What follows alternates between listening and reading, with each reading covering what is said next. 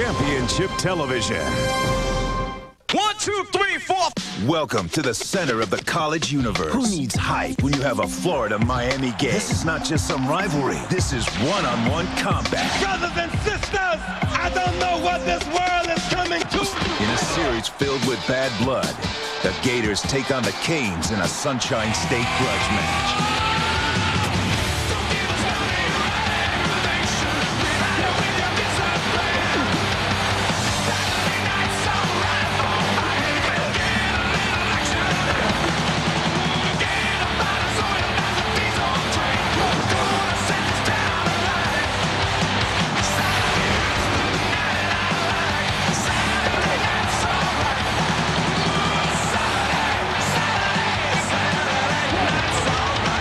Miami and Florida, coming up next on ABC Sports.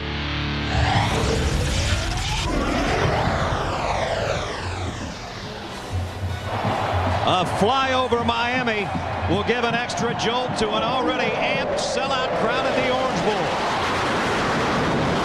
For the 52nd time, in-state rivals get set to get together, and over 80,000 will watch it. It's our BCS Spotlight game presented by ADT. And two of the dominant programs in college football in the last 2 decades set to collide. It's number 18 Florida against the 3rd-ranked Hurricanes of Miami. Welcome to the Orange Bowl, my partner's old stomping grounds. Everybody, Brad Nessler and Bob Greasy. Grease threw a lot of touchdown passes in this old building. Tonight it's rocking already. Yeah. And it's a Miami team that came off a national championship overtime loss to Ohio State, hosting for the first time since '87 a Gator team that went 8-5 last year. That was Ron Zook's first season. Steve Spurrier's gone. Ron Zook comes in with 2 quarterbacks. Their combined stats don't add up to what Rex Grossman used to do in 1 game. You're exactly right. Coach Spurrier's offense is out. Rex Grossman left a year early for the NFL. But 2 quality quarterbacks are here. Ingle Martin did very well in his first start last week. And the phenom around Gainesville, Chris Leak, the true freshman, scored on 4 of 7 drives last year. They're excited about this team and about this game tonight. Both teams off to a 1-0 start. A guy who started in his hometown last week and won his first game as a Hurricane quarterback is Brock Berlin. I think everybody knows the story. He's an ex-Gator. It's an interesting situation. He started 1 game for the Gators. He started 1 game last week for the Hurricanes. Now he makes his first start in the Orange Bowl. And I think the Canes were in the championship game the last 2 years. The defense is good enough. The offense, if Brock Berlin comes through, might just be good enough to get him back for a 3rd straight year. We know one thing, when these 2 teams get together, there's athletes and great players all over the field. Best one on the field tonight, who you think? Well, that's a tough question. But I'd take Kellen Winslow and go and let you have the rest. They call him K2, one of his many nicknames. He is the guy that obviously Brock Berlin's going to be looking for. He's going to be a marked man for the Florida Gator defense. Can they stop him? Here comes Miami.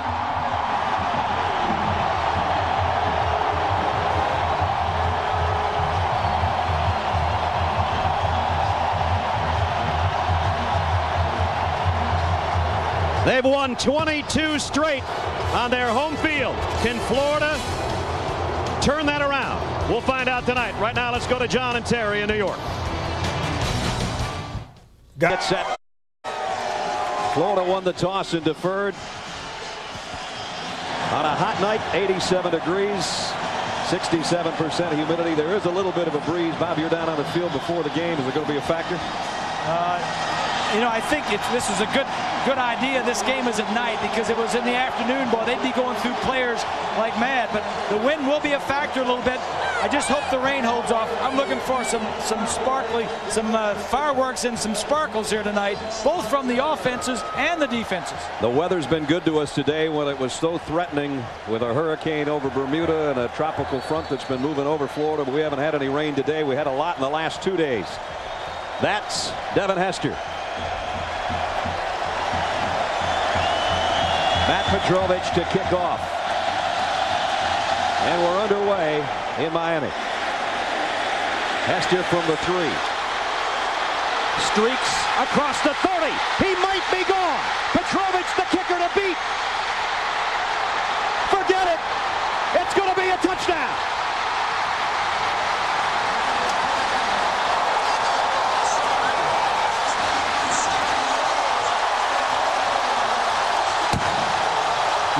7 yards on the opening kick.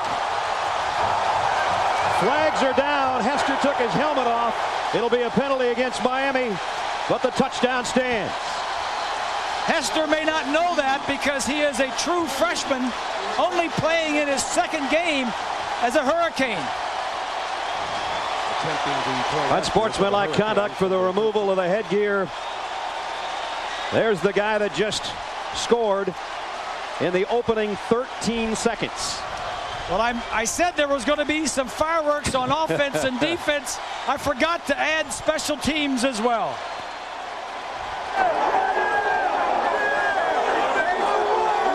Hester out of Riviera Beach, Florida, has lit up the crowd. After the touchdown.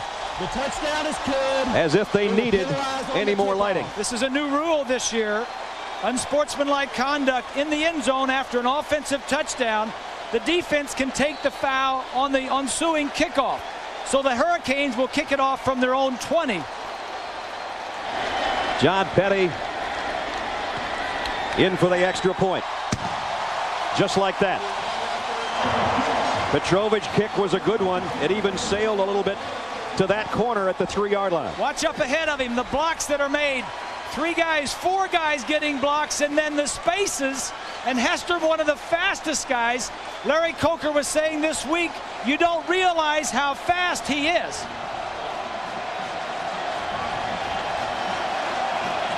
And here comes the helmet. And as Bob said, he just doesn't know any better. Yeah. I don't think you could do that in high school either, though. Well, he wanted to make himself known to the fans at home, and he sure did right here. I said it was the kicker to beat. It was Ronaldo Hill that was the last guy to have a crack at him, but he got turned around, and Hester did as well. 97 yards, touchdown. This kid was not on the team last year. He's one of the outstanding recruits that they got, the University of Miami. They got 2 or 3 freshman wide receivers, and this kid is the best of them. First Miami kickoff return for a touchdown since 1996. What a way to start our triple-header on this balmy night in Dade County. Whew. I'm sweating just watching him run that far. You're sweating anyway. See, the Canes have to move back to the 20. Normally you kick off from the 35. Now you go back to the 20. This almost ensures that the Gators will have good field position out of this. I think this is a good rule, Brad. Before celebration in the end zone after a touchdown by the offense, on the extra point. Yeah, you just kick it from the 17-yard line. You saw that last year Florida had all kinds of trouble with their special teams. You saw that graphic. We talked to Ron Zook about that this week, and obviously in their opener last week, which was a lopsided win over San Jose State, their special teams were great, but not so great in the opening 13 seconds here. So Florida should get good field position on their kick return.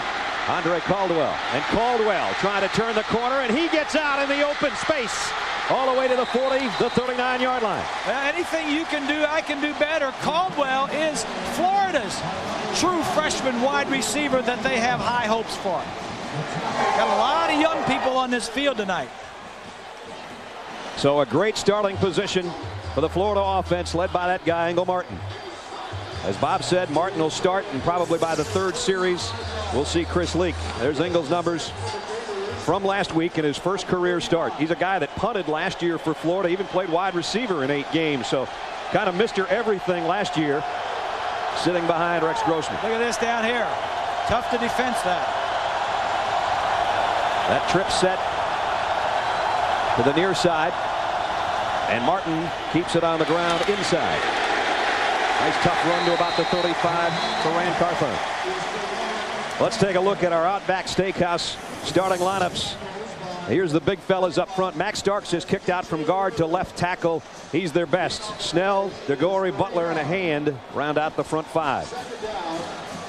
Carthon's their main guy. Troop, a great tight end. Perez and Kite start the game at wide receiver with O.J. Small, the 3rd wide out. And you saw those 3 guys, and now they got 5 that are set to go in the pattern. And Martin's all alone in the Gator backfield.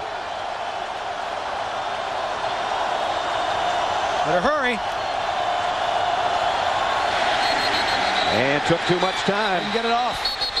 It's hard to even hear the whistles, and Martin takes off, flag down. Penalty As Bob said, markers. better hurry, and they didn't hurry enough. Yeah, what's going on here is the Gators are going up to the line of scrimmage in a no huddle. Dead ball. Delay on the offense. 5-yard penalty. They went up Second that down. time with 5 receivers and a no huddle. Zombrecker then reads the coverage and signals the play in. Ed's not happy. And Ed said, I saw him on the sideline winding his arm, saying, hurry up, hurry up. So that backs him up just outside the 40-yard line. No question who's sending the signals in.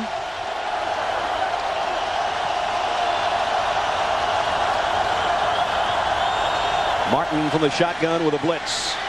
Over the middle. Completes it. Nice coverage, but a pickup of 5 as he got it to Kelvin Kite. Kelvin had 2 touchdowns last week in the win over San Jose State. Miami defensively. They lost a lot of guys that are playing on Sundays now. Here's their front 4. Will Fork is the big fella inside. Carroll, Harris, and Atkins round out the front 4. Linebackers rangy and good. Williams had a fumble return for a touchdown last year. Vilma's their leader. Here's the secondary. Sean Taylor the best back there, but they're all good ones. 3rd down and 7 Gators. Quarterback draw for Martin. He's got the first and then some. Nice call. Weaves his way to the 22. First down Florida. I like that call. Zombrecker saw that they were matched up everywhere against man-to-man coverage, and nobody was left to cover the quarterback, to take care of the quarterback. No linebackers, no DBs, nothing. Good call. So Florida trying to work its way down, calm down the Miami fans that were lit up in the opening seconds on the kickoff return for a touchdown, and now they're threatening themselves after their good kickoff return. The penalty, of course, helped that by where they kicked off. And that's first down Florida just inside the Canes 23. Here they come. Movement. Flags down. Might have been Randy Hand who lifted his hand. Referee tonight is Steve Shaw. And here's the call. Dead ball. False start on the offense. 5-yard penalty. First down. Larry Kelker, Coach of the Year 2 seasons ago in his rookie campaign, took the Canes to a national championship. Took them to another championship game last year and lost in overtime to Ohio State. He's only tasted defeat once in 26 outings. Here's a flare out in the flat. Canes defense swarms over there. John Vilma led the way. Vilma found him. That's like a long handoff to a running back, and Vilma just said, hey, I'm getting out there and make a tackle. That was not a, didn't look like a running play to me. 51 right there. Man, and he delivers a hit. So they got the 5 from the penalty back. Caldwell paid the price, and now it's 2nd down and 10. Martin again taking his time. Backs up into the gun. Carthon off tackle, broke one, and he's going to have what looks like another first down for Florida. Sean Taylor made the stop, but Rand Carthon's got a first down. Nice run by Carthon. If you want to get at this Miami defense, and not a bad way to do it is get them on the ground running. Last year they were 72nd in the nation against the run and 1st against the pass. 5 wideouts, empty backfield except Ingle Martin. Trying to lead Florida to a tie here, and he runs smack dab into the teeth of Barack Atkins. So he had a nice quarterback draw, but he paid the price for a 1-yard pickup there.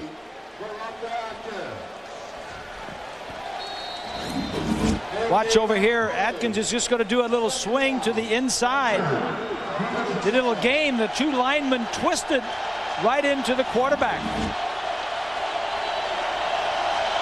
So it's 2nd and 9. They can get a first down inside the 2-yard line.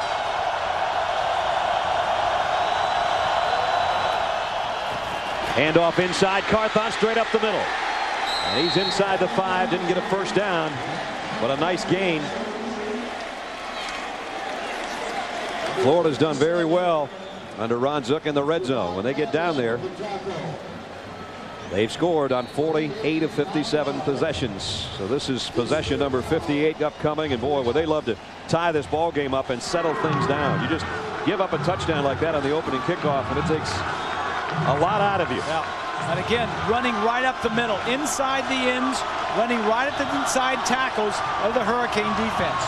And a very important third down, so a timeout upcoming. We're not quite 5 minutes into the game, and we've already got Miami in front on a kickoff return for a touchdown. But Florida with a 3rd and 1 coming up, and maybe a touchdown to tie it up when we come back.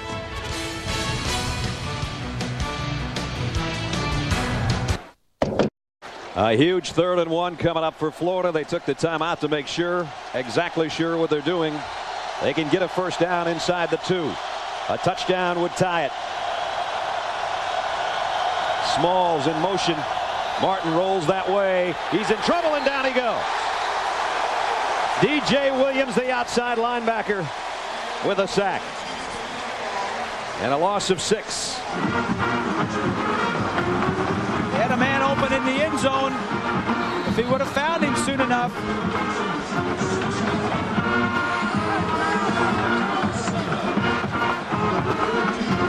Right here, the receiver right there is open. You got to got the ball a little sooner. And the field goal by Matt Leach is good at 26 yards. So they got points. Not what Ron Zook wanted, but he says, okay, fellas, let's go. We're back in it. They go the length of the field and get a field goal. It's 7-3 Miami.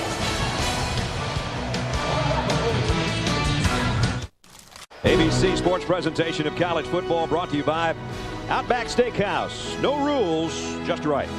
Nissan and your Nissan dealer. SBC, ordinary people, extraordinary job. And Miller High Life, to live simply, proudly, boldly, manly. This is the High Life. It's been an exciting 5.5 minutes of football as well. From the Orange Bowl, the Canes, that guy scored in the first 13 seconds of the game. And Florida's just taken it 29 yards in 5 minutes plus to get a field goal of 26 yards. 7-3 our score. And only had to go 29 yards to kick a field goal. That follows Devin Hester's celebration. The 15-yard penalty, the short field for the Gators, helped them to get 3 points. So the Nissan drive was a short one. 7-3 our score, and a high short kick this time. Very short. They ain't kicking it that deep again. Fielded at the 17. Sean Taylor. Taylor trying to weave his way through some traffic. Still on his feet. He's got great strength. Here's Sean Taylor in the open field. And now Hill's the man to beat again. All the way to the 15-yard line. It's a kickoff return party in Miami. 67 yards. Brock Berlin is probably glad they didn't score because he wants to get on the field. This is the free safety, one of the best in the country. Sean Taylor was a running back and defensive back at Gulliver High School here in Miami. Scored 44 touchdowns his senior year. He knows what to do with it when he gets it under his arm. Does he ever? First down, Canes inside the Gators' 15-yard line. First snap for the Hurricane offense. Berlin fires down the sideline, complete. Kellen Winslow. He's out of bounds. He's talking to the side judge back there, the pylon. They're going to have to replace that, and they'll bring it back to the 15. Kellen, number 81, going to run a little swing on the linebacker. Oh, I don't know about that. I think he's in. The officials seem to be blocked out by Winslow. Well, I don't know. The left foot was in, the right foot was out. It's just a matter of which one came down first. That's exactly right. I still think the left had a little tap before the right, but here's a penalty marker. Movement on the left side. Winslow's pointing at Florida, and he looks like he might have been the guy that jumped. No, that's a tough call for that official when he's right there on top of you. You got to see the catch, and then you got to also look down and see the feet. And you got to back up so you don't get killed. Yeah, and then you got to look around for some help. Probably the most important is get out of the way so you don't get run over. Exactly. Dead ball. False start on the offense. 5-yard penalty. Second down. So that backs it up to the 20-yard line. Get into the game with Enhanced TV. Play along, get up to the minute stats, vote and polls. Enhanced TV is live now at ESPN.com. Brad Nessler, Bob Greasy, Lynn Swan, and a sold-out Orange Bowl in Miami. And we have had, as Bob said, he expected sparks and fireworks. And in 6 minutes, we've got a 7-3 score. And the Canes are in the Florida Gator red zone again. Frank Gore is the single setback. He hasn't touched it yet tonight. He won't here either. Or will he? Screen pass to Gore. Got some blockers in front. Weaves his way down to the 10. Let's check in with John Saunders in New York. John. BYU against USC. Matt Leinart is the quarterback, replaced Carson Palmer. He looks 19 yards here to Kerry Colbert. Takes it down to the 1-yard line, sets up a Leinart to Mike Williams 1-yard touchdown pass. And USC has a lead over BYU of 7-0. Here it's Miami 7 and Florida 3. Under 8.5 minutes. First quarter. USC seems to have just picked up where they left off last year. Even without their Heisman Trophy winner. Third down and a short 5. Berlin fires complete to Winslow, trying to fight for that first down yardage. Did he get it? I think he might have, by inches, if he did. Reed Fleming made the tackle, the linebacker. So Bob said Kellen Winslow's the best one out there. He may have caught one. He did catch that one, and now did he get the first down? Going to be close enough to look. Well, Bob and Brad, this is Lynn. I'm standing on the floor of the sideline. Looks like he has to go halfway between the 5-yard line and the 4-yard line. I don't think it's going to be a first down. They're going to bring the sticks out and have a look. If I'm the quarterback and I've got Kellen Winslow, the first thing I want to find is how is the defense covering him? Are they doubling him or are they singling him? So far, he's got the run of the coverage by himself, only single coverage. Swanee was right. You saw the distance needed to go for the first down, and Miami will go for the first down. An extra tight end comes in Kevin Everett. On fourth down last season, 60%. Good call here. Momentum is on your side. Go for it. Keep the drive going. If the worst thing could happen, if you don't make it, Florida starts inside their own 5-yard line. Single coverage. Quadrant Hill is the fullback. 4th and inches, Miami. Berlin trying to draw Florida off sides, and they're not biting yet. And now he'll take a timeout. Nice job by the Gator defense to hold themselves in place. Timeout, Miami. 7:29 first quarter. They've got the lead and are looking to add to it.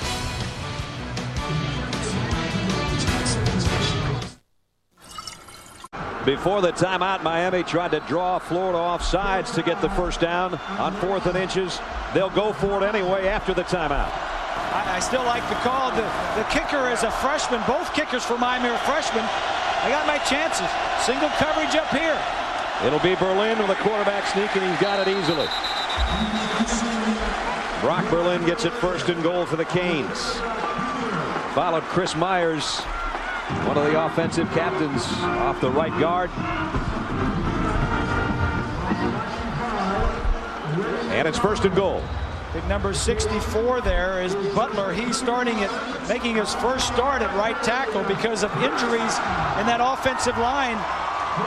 Joe McGrath and Carlos Joseph, both on that offensive line, not playing tonight. Gore in the Cane backfield, and Kellen Winslow's the motion man. 1st and goal. Gore hit in the backfield. Nice open field stop. Daryl Dixon, the captain, the senior from the secondary, makes the stop. Dixon, one of the leaders of this group. He missed last year with a shoulder injury. His teammates thought so much of him. They said, we got to have him on every road trip. We want him at every team meeting. We want him any place we can get him because he's a leader. And he did go to all the games last year despite the fact he didn't play. And he makes a big hit on Gore back at the 6-yard line. Yeah, he was a starter a couple years ago. As you said, missed last season. Now the trips are to the left side for the Canes. And Berlin throws 2nd down and dropped it. Kellen Winslow had it in his hands. Matt Jackson was there to rile him just a bit, but Kellen knows he probably should have had that one. Well, you got Winslow, who is 6'5", out on Ratliff, who's 5'10". You got single coverage.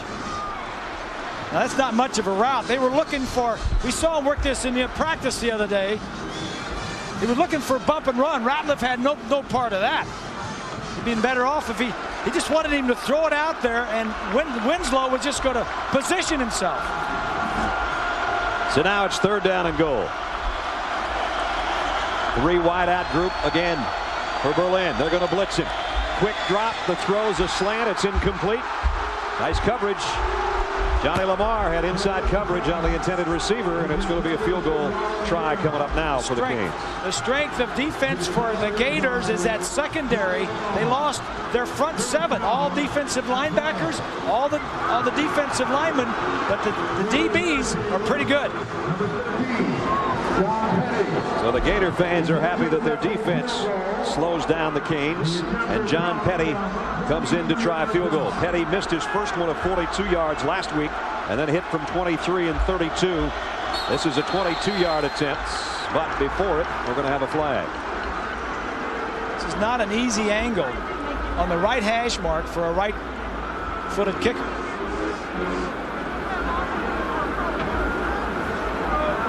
And it's going to be a 27-yard field goal attempt shortly.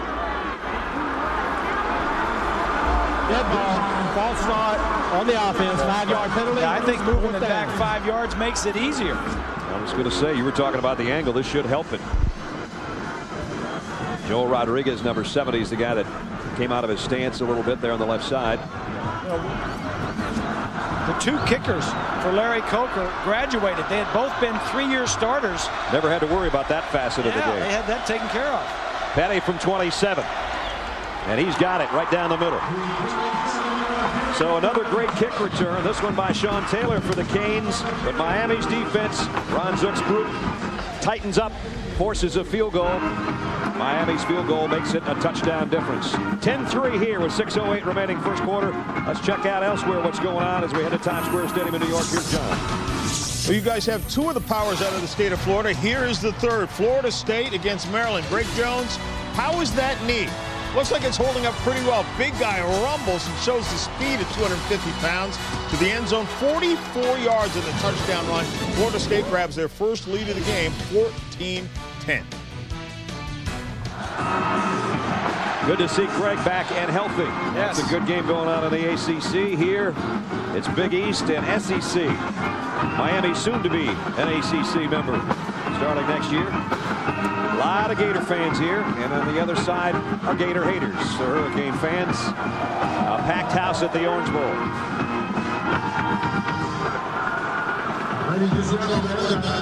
Miami, as Bob said, every time they touch it, whether it's offense, defense, or special teams, they look to score. And last week, they did just that. This is the first time Antrell Rolls ever touched it as a punt returner, and he goes 66 yards for a score. And DJ Williams scooped up a fumble. I mentioned that when we did the lineups. He went 78 yards. And then the interception by Antrell Roll and a 30-yard interception return for a touchdown. Here's the kick to the 8-yard line to Andre Caldwell. Boy, he took a pop as he got to the 20. Darrell Weaver made the stop on the special teams. So now Florida goes back to work, trailing again by 7.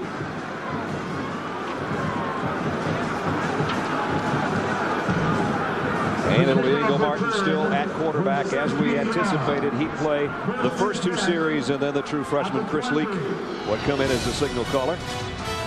Coming up, the Valvoline halftime show. John and Terry will have scores and highlights from around the country. Those 2 guys put in a long day. Long day. Part of our triple header. Martin from the shotgun. And the draw play inside Carthon. Trying to outrun John Vilma, and does. Carthon's got good speed, and he's got a first down. Rand's a guy that sat behind some pretty good backs at Florida and just bided his time and waited and kept working, and now he's a senior and he's the man. Exactly, and everything's going up the middle, running-wise, for the Gators. It's going to be a draw play right up inside here. just outruns to the sideline, Vilma. But everything started inside. They don't want to run anything wide against these Hurricanes. Now they've got good field position to work. 34-yard line. A handoff again. This time it's Deshaun Wynn. And Wynn got about 5 before Orion Harris brought him down.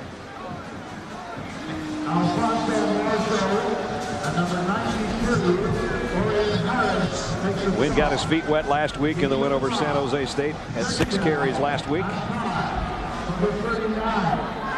And gets his first touch tonight, good for 5 yards. Second down and a long 5 upcoming. 5:20 remaining first quarter. Again, Martin has worked a good portion of this quarter from the shotgun. Carthon weaving his way again. First down, Florida. John Vilma made the stop. Carthon having a good first quarter, Grease. He is, and everything is inside. Look at Florida. They're not back in a huddle. They're lining up at the line of scrimmage. The official hasn't even marked it ready for play yet. They're using a spread offense, 2 receivers at the top and bottom. Now Martin looks across, finds out what play Ed Zombracker. Right now he's looking over there, wants to call. Takes his time. He's just taking his time. Now to Gorey, calling signals from his center spot. Yep. And it's the quarterback draw again. Martin broke 1 tackle and dives to midfield. Martin's not afraid to mix it up. Like I said, he played a lot of different positions last year. Stuck his nose in there as a wide receiver. Caught a couple of passes last year.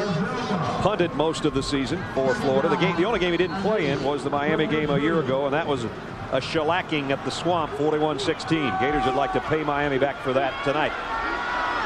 Martin now rolls to throw. Down the sideline, wide open. Carlos Perez, touchdown. 50 yards. Florida an extra point away from tying it up.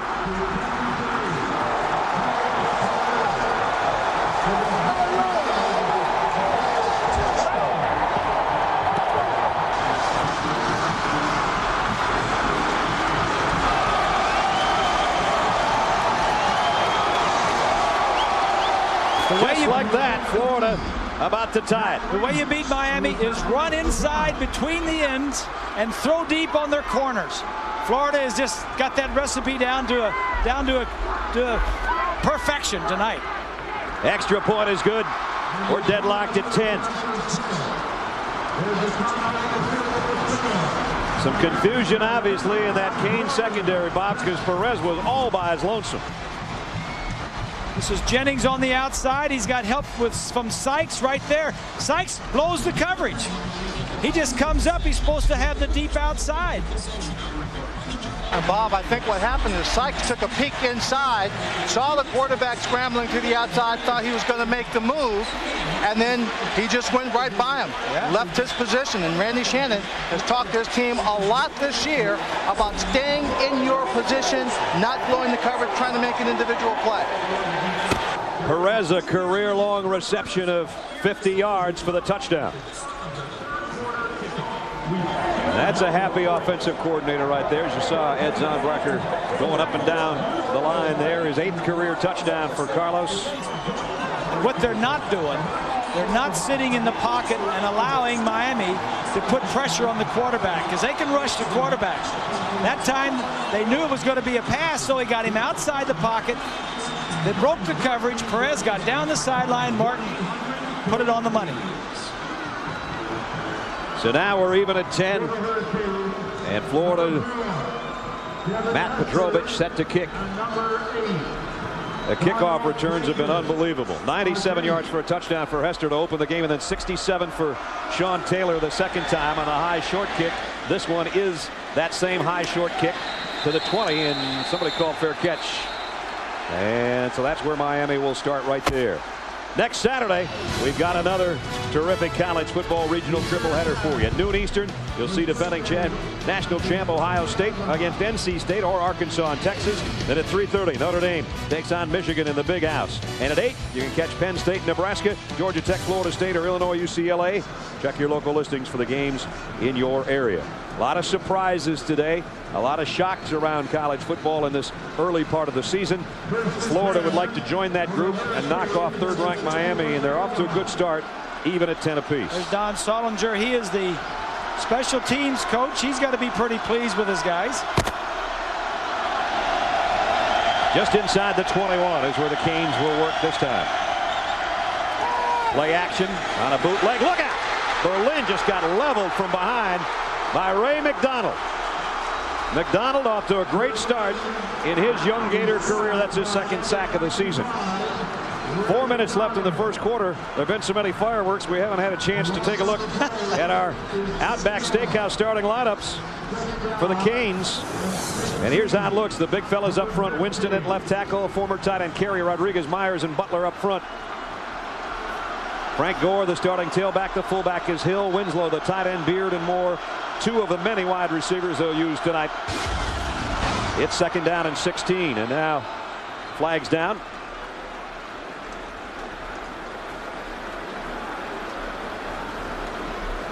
Let's see if Ray McDonald was offside. He'd give the yardage back he got from the sack a minute ago if he was. Offsides on the defense. Contact. That's a big headache for the center when the defensive nose tackle jumps off sides. Defensively on that front, you've seen a lot of McDonald already with Parker and Lee and Harris. The linebacking core for Florida: McCullough, Reed Fleming, Matt Ferrier, and the secondary, as Bob said, probably the strength of the team: Lamar, Scott Dixon, and Kewan Ratliff. So now it's second down and 11 at the 20. Beard in motion. The give is to Gore, and Frank Gore goes for about 6 or 7. Run down by Darrell Lee. Frank Gore, of course, great story in that the injury kept him out last year, and a lot of people say, would first-round draft choice Willis McGahee, the All-American, even seen the field if this guy would have stayed healthy? Well, Gore had a great freshman year 2 years ago, and then got hurt in the spring, and we'll never know. But they had Gore coming back and McGahee coming back, and when Gore went down, Willis just said, "Hey, I'm the man," and he made the most of it. Did he ever? Right now on the physically unable to perform list for the Buffalo Bills, but their #1 draft choice. And a heck of a back he was last year before getting hurt in the championship game. Third down and 4. Berlin from the shotgun. Here comes the pressure. He got rid of it. Complete, but it's short of the first down. Roscoe Parrish made the catch. But again, Johnny Lamar was Johnny on the spot.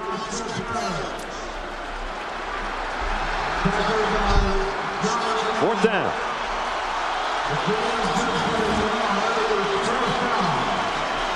Winslow right there is going to be open as he breaks to the outside.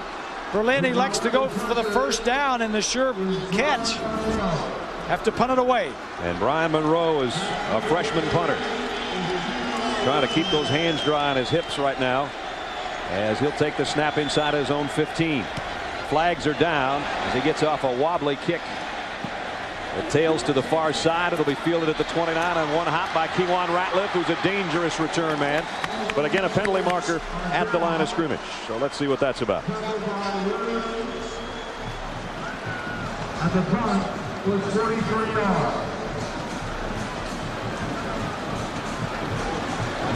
Legal procedure against the Canes. They'll wave that off and take the ball where it is. Yeah, they got good field position. And while we wait for that decision, we'll have a program reminder for you. What if Romeo's dad owned a bar and Juliet's dad had a husband? Sounds like somebody needs a beer in there. Two clashing cultures become one big happy family. It's all relative. It's a new comedy coming out Wednesday, October 1st at 8:30, 7:30 Central on ABC. So, with good field position, as we expected in the third series, here's the freshman, Chris Leak. Rolls to his left, throws on the run, and zaps it out there, complete. A first down throw on his first toss of the night to Andre Caldwell. So freshman to freshman, and yes, you might hear those two guys hooking up a lot in the next 3 or 4 years. High school player of the year, 185 career touchdown passes in high school. Yeah. Played very well last week. In fact, he scored on 4 of the first 7 drives he was in there. And again, the offensive game plan for the Gators: don't stay in the pocket and throw. Get outside or run inside. Just a little short of the first down. They didn't get 10. They got about 9.5. And on second down and short yardage, Steve Shaw stops play.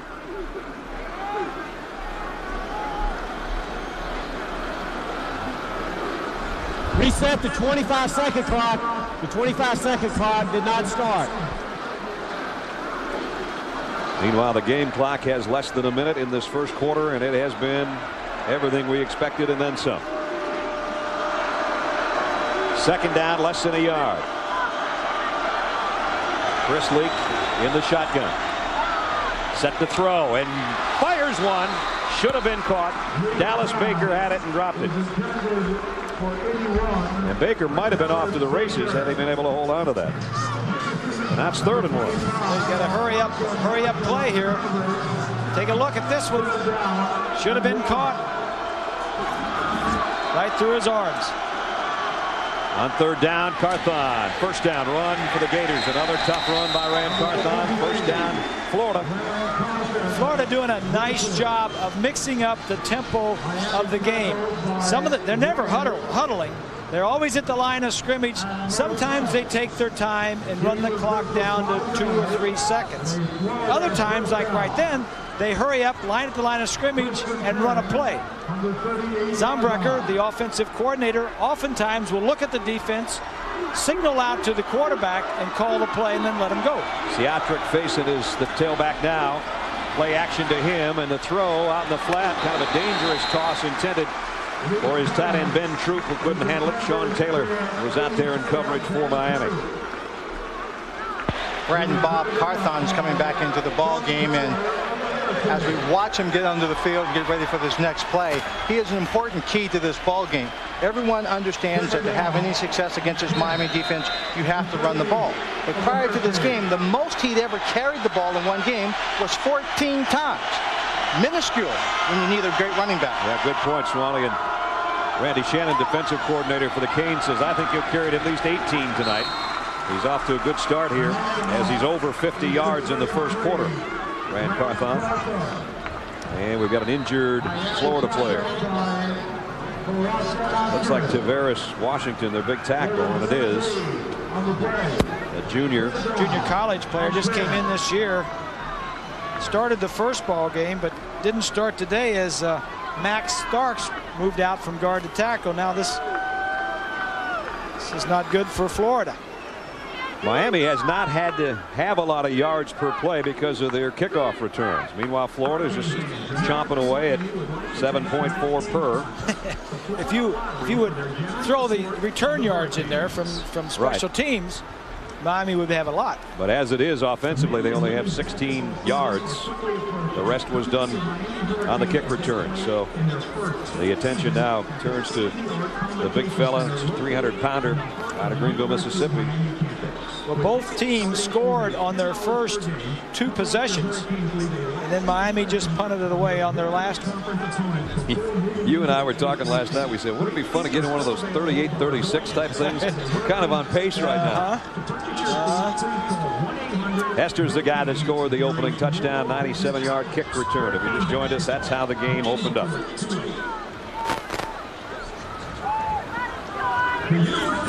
Take a look at the replay, see if we can see where Washington's injured. Oh boy, yeah, he got rolled up on. You know, that happens to a lot of offensive linemen. If you leave your feet, if you don't have happy feet and keep your feet underneath you, if you can't get them spread out somewhere, you get a lot of heavy bodies falling all around you. You can see he's got not a brace but a sleeve on that particular knee. It doesn't look like it's a knee brace, though, which would have helped the cause a little bit on that. And most offensive linemen these days do wear knee braces on both knees. Bob and Brad, just for your information, the Florida team does not give out injury information during the course of this ball game.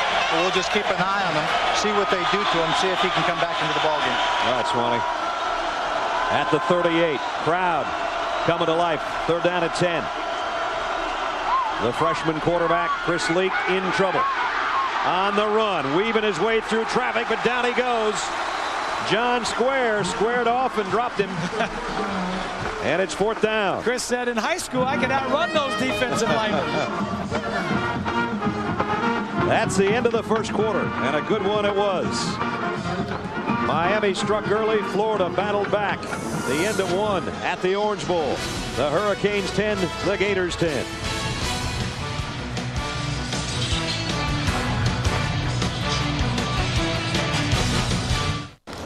Miami tied at 10 as we're set to start the second quarter. Brad Nussler, Bob Greasy, Lynn Swan with you from the Orange Bowl. 4th down and 11 for the Gators.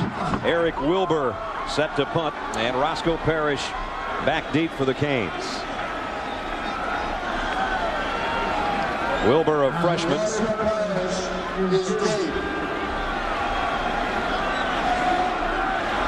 Long wait on the snap. Well, he may go ahead and back him up. Yep. Give him a little better angle to try to drop one in the corner. So they back the line of scrimmage up to the 45. 5-yard penalty, 4th down. Actually put it down on the 44. Roscoe Parrish, he's a guy that can take it coast to coast in a hurry too. They want to keep it out of his hands if at all possible. I don't think they'll kick to him. Wilbur just trying to knock it to the corner. Let's see where it goes. Out of the back of the end zone. So they'll bring it out to the 20, and we'll bring it out to Times Square Stadium and John Saunders. John. USC off to another great start tonight, Brad, against BYU. Matt Berry back to pass. He's picked off by Omar Mazel. 20 yards. He goes for the touchdown in a 21-0 lead. Meanwhile, Oklahoma's leading Alabama only 6-3. Total offense, as we told you, Miami only 16 yards. Doesn't include the kickoff returns that led to their 10 points. That total there does. That does not, yeah. There it is. Yeah, that's it. Now they work from the 20. Parrish is the motion man. He gets it. The fake as up the middle is Frank Gore. Channing Crowder was the guy that met him. They really like Crowder. He's a true freshman and the son of Randy Crowder, who was a defensive lineman for so many years with the Miami Dolphins. He didn't start tonight, but he was in on the second play. Suspended last week, he and Charles, the other linebacker, but he's catching up tonight. Frank Gore has only 4 yards on 3 carries so far tonight. Brock Berlin has plenty of time across the middle, and on the run is Kevin Beard, and Beard spins to a first down. Kewan Ratliff made the stop, but a 12-yard pickup to Beard. Beard coming back from an injury, had an ACL at the end of last year, played 10 games back, and Larry Coker saying the other day, we need this guy. He is one of our true leaders. So first down at the 32. Beard and Parrish remain the 2 wideouts.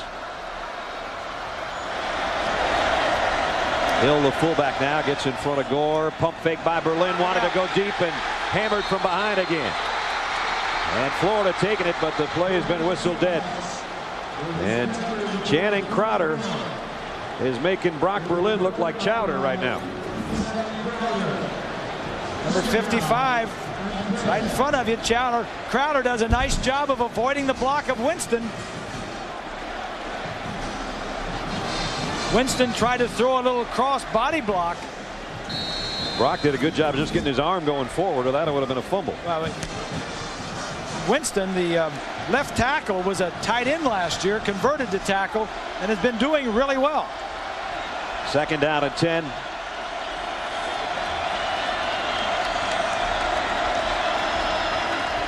And it's Gore trying to cut outside. Frank gets across the 35 to the 36. Got about 4. Gus Scott hit him low, knocked him off his feet. 13.5 minutes to go in the first half. Sold out Orange Bowl in Miami for the 18th ranked Gators and the 3rd ranked Hurricanes. And this one started with a bang, and 97-yard kickoff return for a touchdown opened things up. Florida came back, got a field goal, so did the Canes, and then Florida tied it on a touchdown pass as Carlos Perez was wide open, a 50-yarder from Ingle Martin. And now the Canes trying to battle back to find the lead again here in the second quarter. 3rd down and 6. Laycock winding down on Brock Berlin. Is he going to get it off just in time? Over the middle. Roscoe Parrish, I don't think his knee ever touched. Somehow he kept his balance, and he might have gotten a first down. He got hit, did a cartwheel, and I don't think his knee ever touched. He put his hand down and somehow kept his balance. You're right. And it is a first down.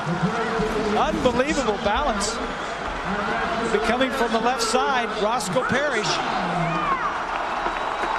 Pretty much everybody on the field figures he's going to be down after this hit, except Roscoe.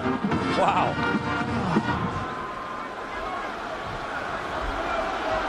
That's some acrobats right there. Boy, that's something.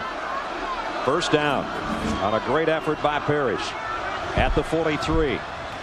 Back to the ground game, trying to get something going on the ground is Gore, and he only got 2, maybe 3. Johnny Lamar made the stop.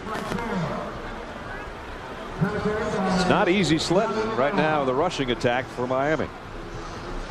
There's Winston, number 74. Was a backup tight end as a true freshman last year. He's bulked up, hasn't he? He has. He's over 300 pounds. A lot of schools wanted him to play offensive line, and he says, no, I want to play tight end. After the first year, he says, hey, can I move to tight end? I come from tight end to offensive line. He says, yeah. He said, well, go gain some weight. He said, good, I get to eat. Yeah, he did. Up to about 307. Here's a flare pass. That might be a lateral. Florida's thinking so. Scooped up. Kewan Ratliff. Touchdown, Florida.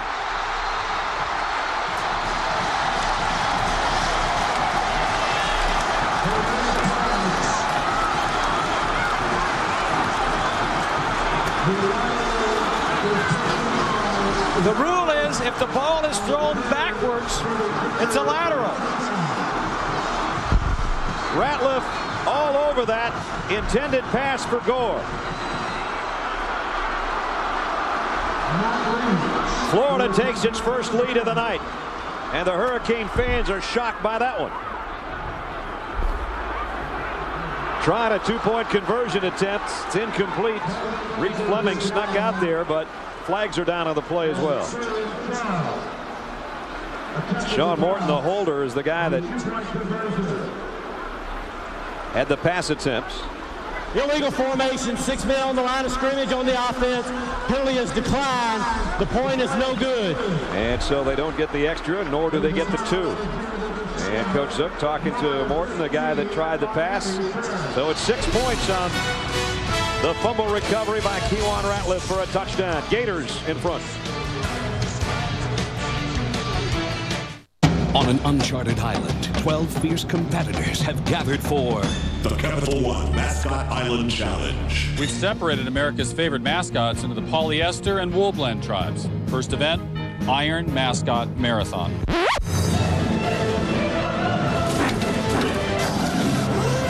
Cast your vote for the National Mascot of the Year at CapitalOneBowl.com. Tune in the Capital One Bowl to see who wins.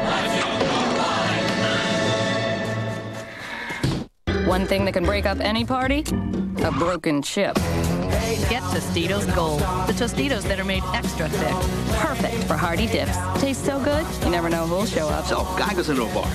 Tostitos Gold. The perfect chip for hearty dips. Explosive out of the 4-point stance. The newly redesigned 2004 Pontiac Grand Prix. Fuel for the soul. Hey, you okay? Yeah.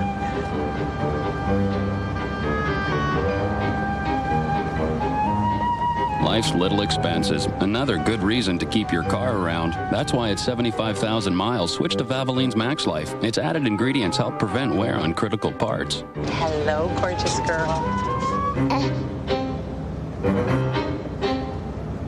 At 75,000, time to switch to Max Life.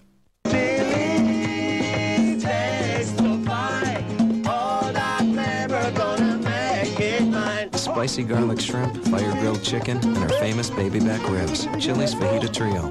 Want more flavor? Yeah. It passes better than a West Coast offense. The newly redesigned 2004 Pontiac Grand Prix. Fuel for the soul. New season. Same rules. You're Excuse me, these are my daughters. 8 Simple Rules returns Tuesday, September 23rd on ABC. Let's take another look at that pass. I don't think there's any doubt it was a lateral, Bob. I don't either. Watch where Berlin throws the ball from. Right there. And it lands a yard behind. 2-yard stripes back from the solid line. And then the defense, in practice, in games, you see this all the time. They always scoop it up as if it is. And the coaches said, go ahead and run. We'll call you back if it's not. And Kewan Ratliff, who's the only guy in college football last year that had a touchdown reception and an interception return for a touchdown, now adds a fumble return for a score to his Gator resume. And the Gators had 2 interceptions for touchdowns last week. Now the defense scores again. Short kick again. Sean Taylor again from the 16. Trying to break free, and they're not going to let him go anywhere this time. And the Gators have tightened up since the opening 2 kickoff returns. They're not kicking anything deep on timing anymore.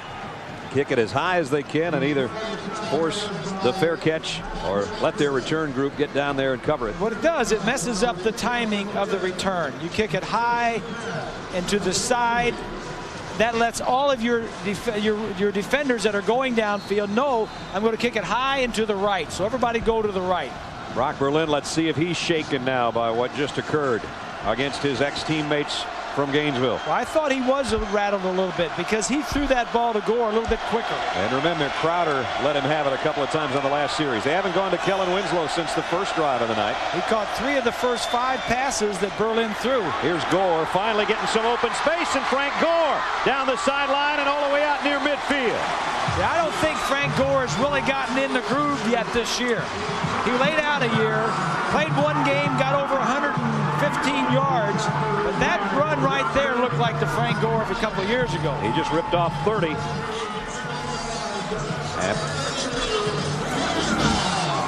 He just makes it look so easy.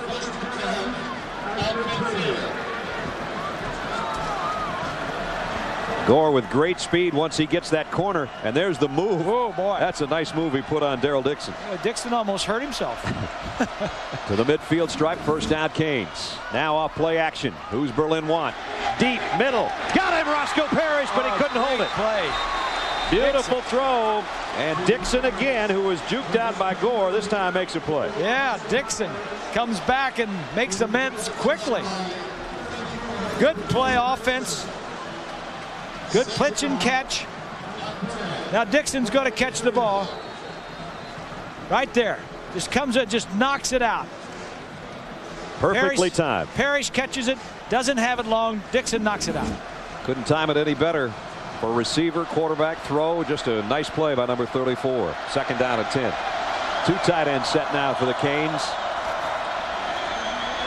Berlin goes to his safety valve. Gore put the ball on the ground, and I think it's been whistled dead. No, maybe not. No. Daryl Dixon's off to the races for Florida. I thought I heard a whistle on that one. I guess not.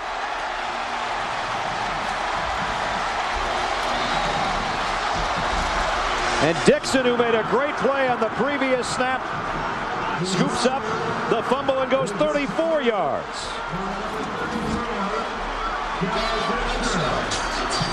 There's the throw to Gore. Now he's trying to get some extra yardage. Comes out. Yeah, it's out. It's out before he. But Dixon, I think, is kneeling down when he picks it up, which means he would have been down right there.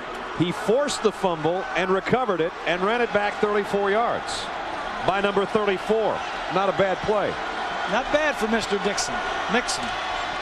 Martin back in there, quick slant, and now the intended receiver can't hold on to that one either. Penalty markers down as Calvin Kite can't hold the ball. Boy, some Gator fireworks here by their defense. Exactly. The defense is setting the tone for the offense.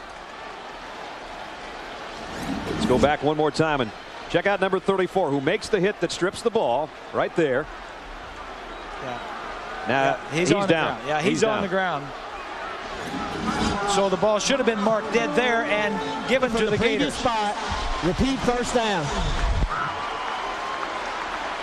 So the turnover story, Miami's had a couple just in the last couple minutes, and Florida trying to take advantage of another. They did on the first one, scooped up by Ratliff. They missed their 2-point conversion, so they lead by 6, and now they got a first down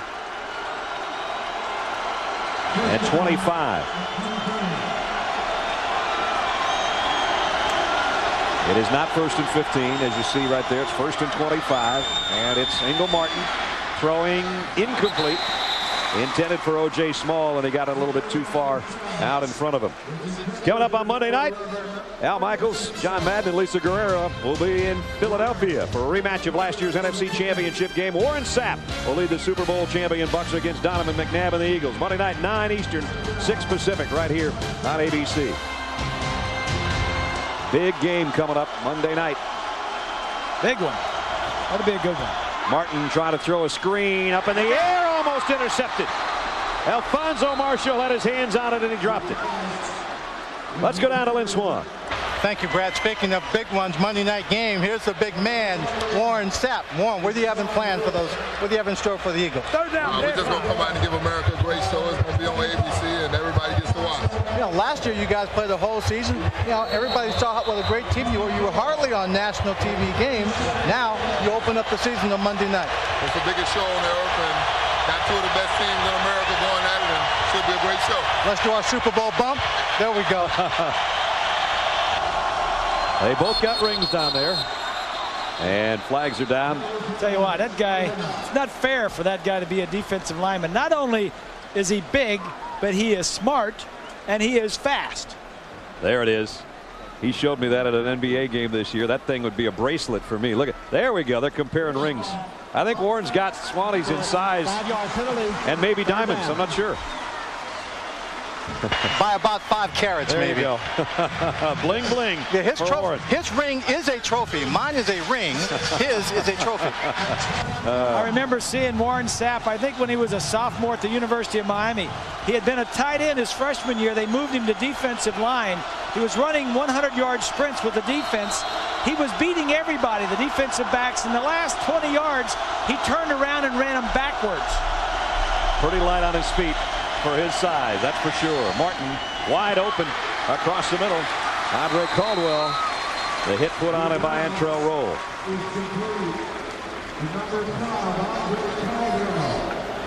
So still long yardage coming up with less than 10 minutes remaining in the half. Florida leading on a defensive play. Kewan Ratliff's fumble return for a touchdown has him in front 16-10.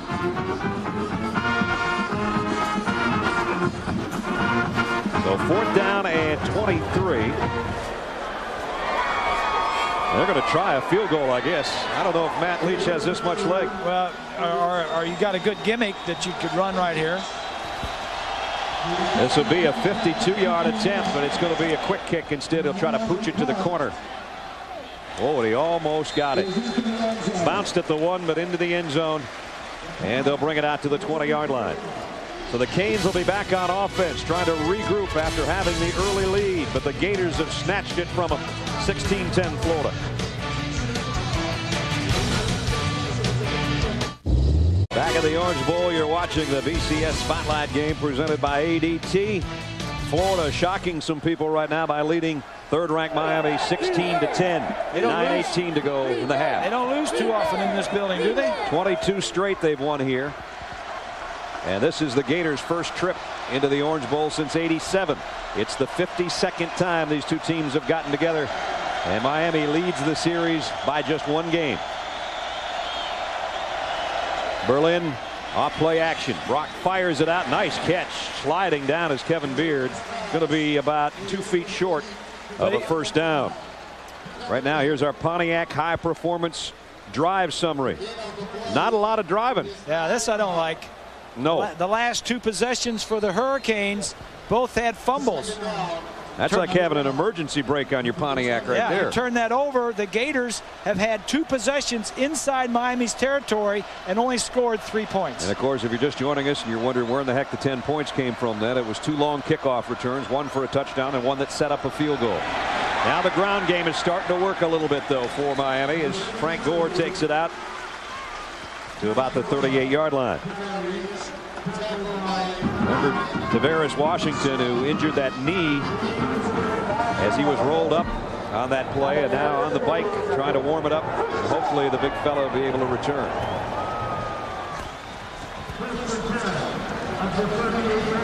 First down run by Gore, 1st and 10, 8:20 remaining in the second quarter. Hill, the fullback, in movement in the backfield, but it's Gore again, and Gore again gashes the Gators secondary all the way to the 41-yard line. Such good running and blocking up front. He only needs a little gap. Penalty marker down at the midfield stripe. See if there was an illegal block after he got out there. I don't know what the call. It's a strange spot for a penalty marker unless there was a clip in there someplace. Illegal block in the back on the offense. 10-yard penalty from the spot of the foul. Repeat first down. And that is the call. That was obviously not at the point of attack, but downfield near the end of the run. Bob and Brad, prior to this ball game, there was a lot of conversation coming out of the University of Florida about Frank Gore not being all that. They were talking about McGahee was the man that Gore wasn't as good as McGahee. And I think he comes in this ball game saying, let me just play my game. Let me show you what I can do. And he intends on disproving a lot of those comments they made during the week. That's right. That was a 13-yard gain, but a 10-yard penalty, so it's 1st and 7. And number 7 rifles it out the Hill, a fullback. Ooh, head-on hit by Kewan Ratliff. That'll rattle your brains a little bit. But he got 13 and a first down. And that's why Quadrant Hill is in there playing. He's not the physically most gifted player probably on the Canes roster. He's a fullback. He's only 216 pounds. Most fullbacks in college weigh 240 or 250, and you're a blocker. Quad is in there because he never blows an assignment. He's very smart. He knows who to block. And he can catch it. And he can catch the football. And he got a first down at the 46-yard line.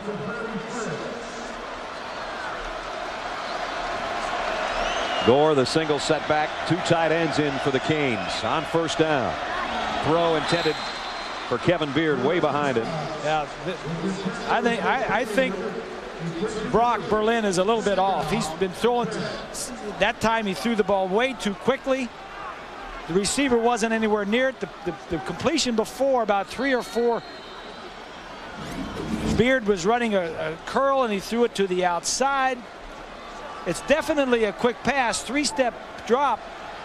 Beard was just not ready for the football. So second down and 10. 7 minutes and change remaining in the half. 16-10 Florida. Draw play. Gore weaving his way and got about 5 more down to the 41-yard line. You know, we've been at Miami practices, you and Swanee and I, during the Ken Dorsey era of 38 wins and only 2 losses in his career. We've gone to practices where we never saw the ball hit the ground. Right. And the other day, there was a few balls hitting the ground. Right. Quad Hill is shaken up, and he's pointing at his left shoulder area. And the trainers come out to have a look.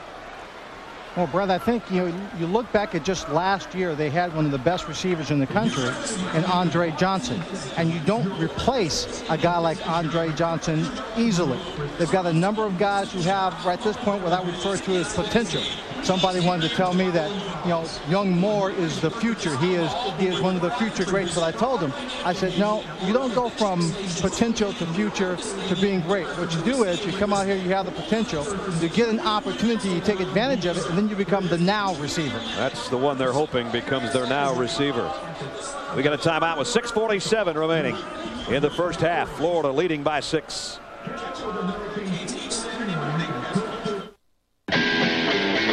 Quadrant Hill heading to the Miami locker room a little bit before halftime. Shaken up on that last play. Had the look of a stinger as he was trying to shake his shoulder off as he came to the sideline. But we'll try to get a report. It's 3rd down and 5. Probably the most important 3rd down so far of the ball game for Miami. Big play. Winslow is wide to the right side. The rest of the receivers to the left. And again, it's Winston who comes out of his crouch a bit too early. And it'll force a 3rd down and 9 coming up.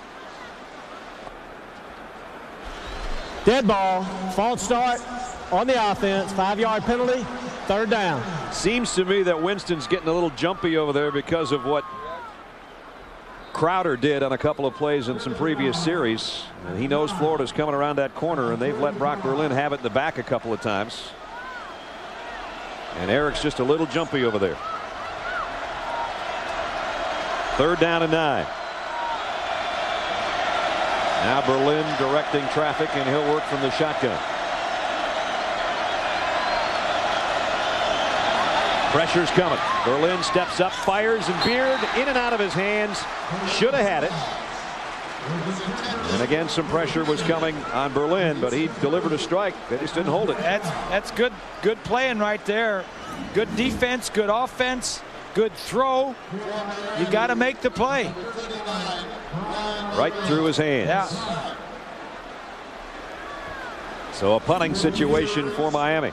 Apologize to Brock for that comment a little earlier. Maybe Beard's having the bad night. That could be.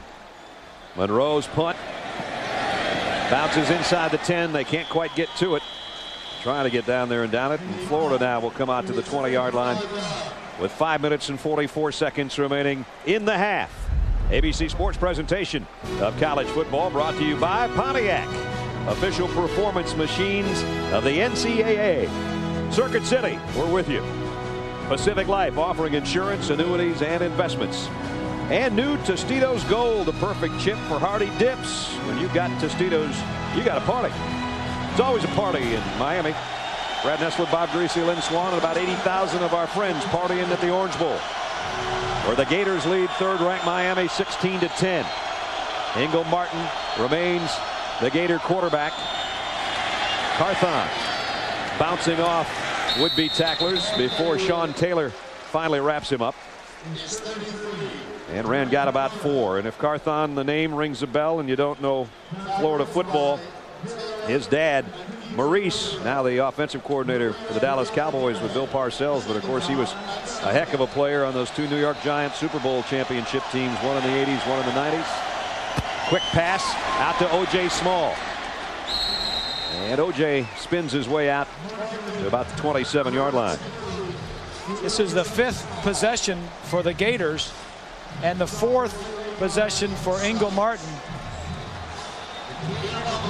Leak took Chris Leak, the freshman quarterback, took the 3rd possession, and I think this is right. I think Ingle has a better feel of what's going on in this game. It's a tough place to come in and play as a true freshman. Big 3rd down and 3 here for the Canes defense, trying to get the ball back for their offense, and they might. Martin running for his life, throws on the run, and incomplete. Thomas Carroll was the guy giving chase, and Ingle was running for his life. They did a nice job of avoiding a negative play and keeping it alive, but the Canes were all over the receivers.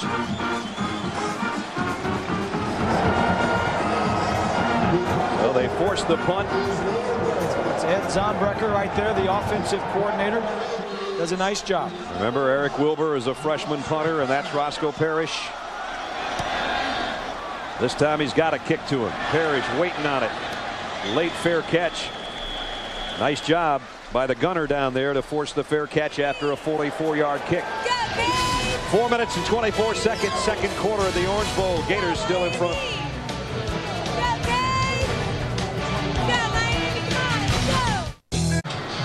Florida 16, Miami 10. 4:24 remaining in the half.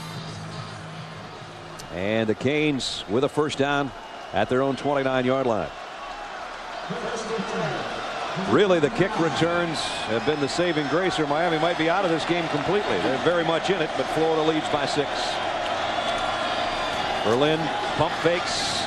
Stop and go down the sideline, almost intercepted. It was Moore, the intended receiver, and Johnny Lamar's having a good game on that corner. We saw him in practice the other day working on all this stop and go a lot in practice, and Ryan Moore, 85, turns into the defensive back and just try to keep it from being intercepted. Here it is up here. Little stop and go. Lamar does a nice job. Moore just says, you ain't catching that ball. Yeah, Moore did a better job of defense almost than Lamar did. Yeah. Johnny looked like the intended receiver. Brock Berlin is 8 of 16 throwing so far. Gore bounces through a hole. Boy, it's a good thing Matt Ferrier held on, or he might have ripped off a long one. He got 6 yards. Gore does such a nice job in traffic in small areas of not going down with the first guy or making another guy in the confusion miss the tackle.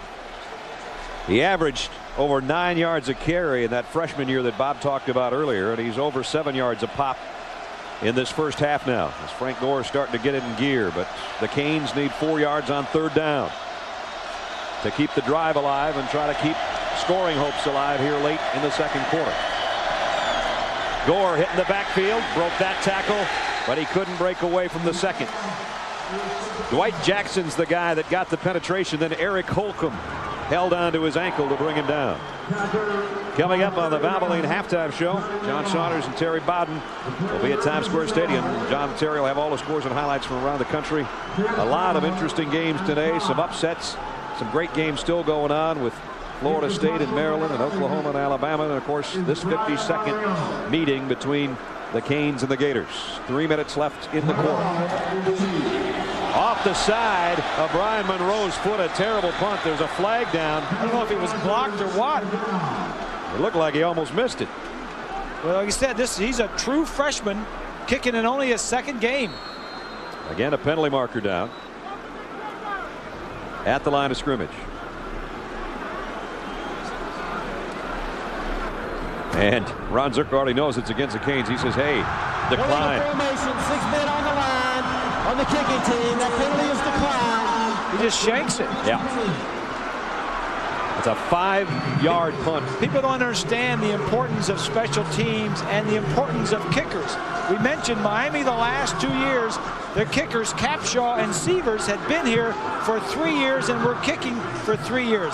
That is a lot of worry off the mind of a head coach. And now you see his teammates trying to rally around Monroe. Well, he's a great kicker. I mean, high school, he's going to be good. He just, in this arena, you just need some experience. It's Leak back in at quarterback, an already confident Gator team with a 6-point lead and great field position.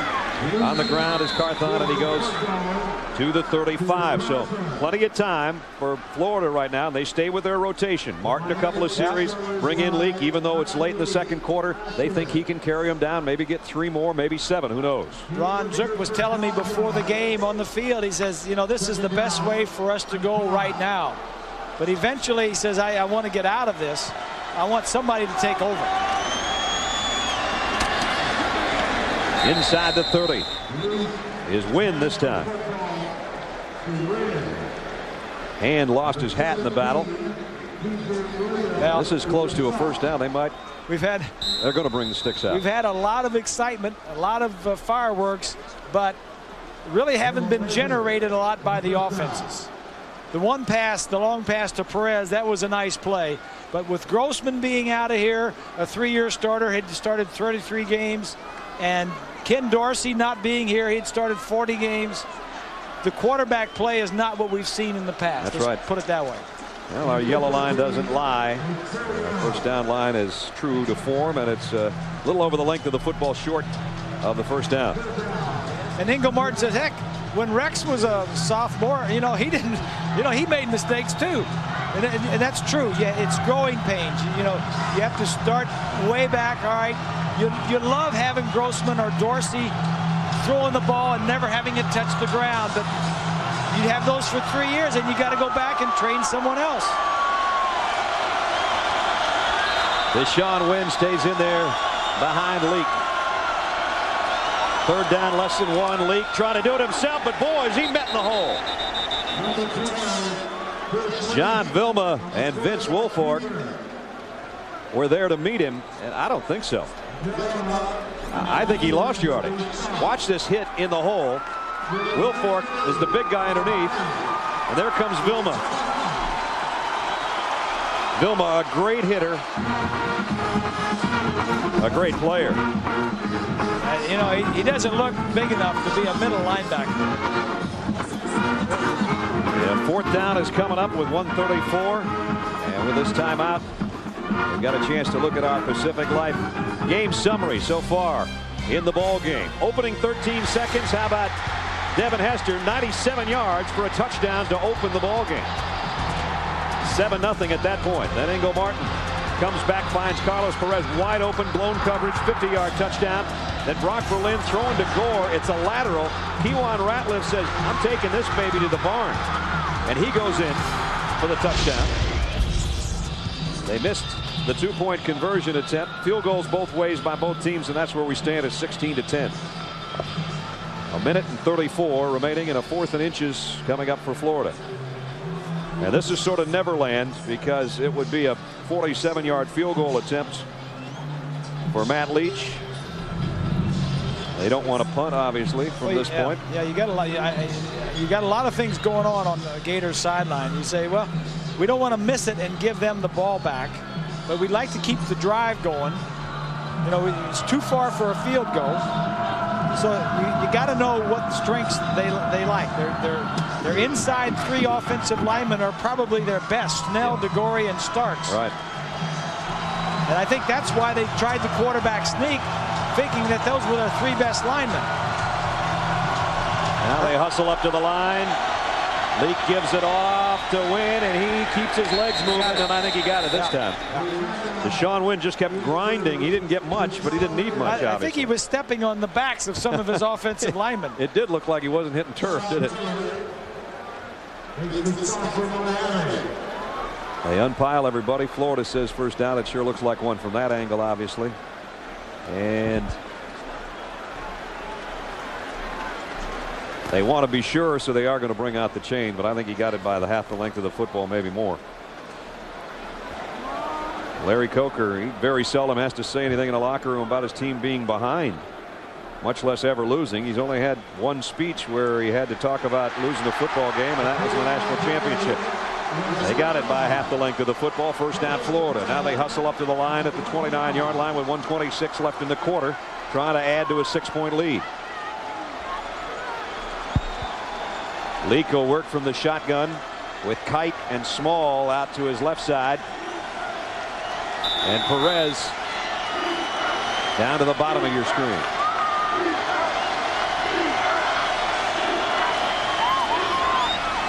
Leak over the middle, tipped, incomplete. Antrell Roll, I think, is the guy that got a hand on it. So it's 2nd down and 10. Clock stopped. You see the play being singled in by Ed Zonbrecker. Yep. And he likes this kid Leak. He says he's smart, he's bright, he didn't come to Gainesville until this summer. You know, a lot of them go in the spring session, but he didn't get there until the summer. Was always in the study room and the film room. At the 29-yard line, he pumps to the left and comes back to the wide-out screen. And Miami's not biting on it. And they run Perez out of bounds, and now a flag flies in late. Sean Taylor and Alfonso Marshall were the guys over there to make the play.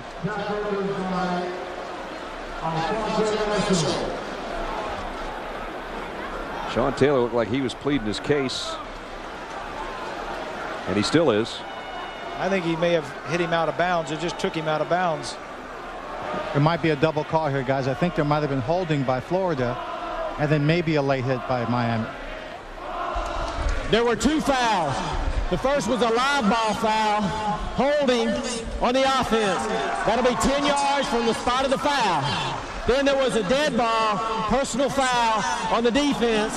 That'll be 15 yards and an automatic first down. Oh, it's going to be 5 yards going that way. Good call, Swanee. Yeah, the bottom line is Florida gets penalized 10 yards back, and then they get 15 yards forward and a first down. So when you do the math, they gain 5, they gain a first down, and they keep the drive alive. Yeah, here's the hit out of bounds. Ben Troop's the guy called for the holding right there in the top of your screen. Now Taylor comes in, boom, right there. Yeah, right there. So it's first down, Gators at the 23-yard line. Leak snaps one on a quick slant, complete inside the 15 to Reggie Lewis. So last week Florida had 11 guys catch passes, and they're starting to spread it around a little bit right here. 3 wideouts to the near side, straight ahead. Leak trying to pick up the first down, and this time he might have. I don't know. Well, maybe not. Chris might want to quit running.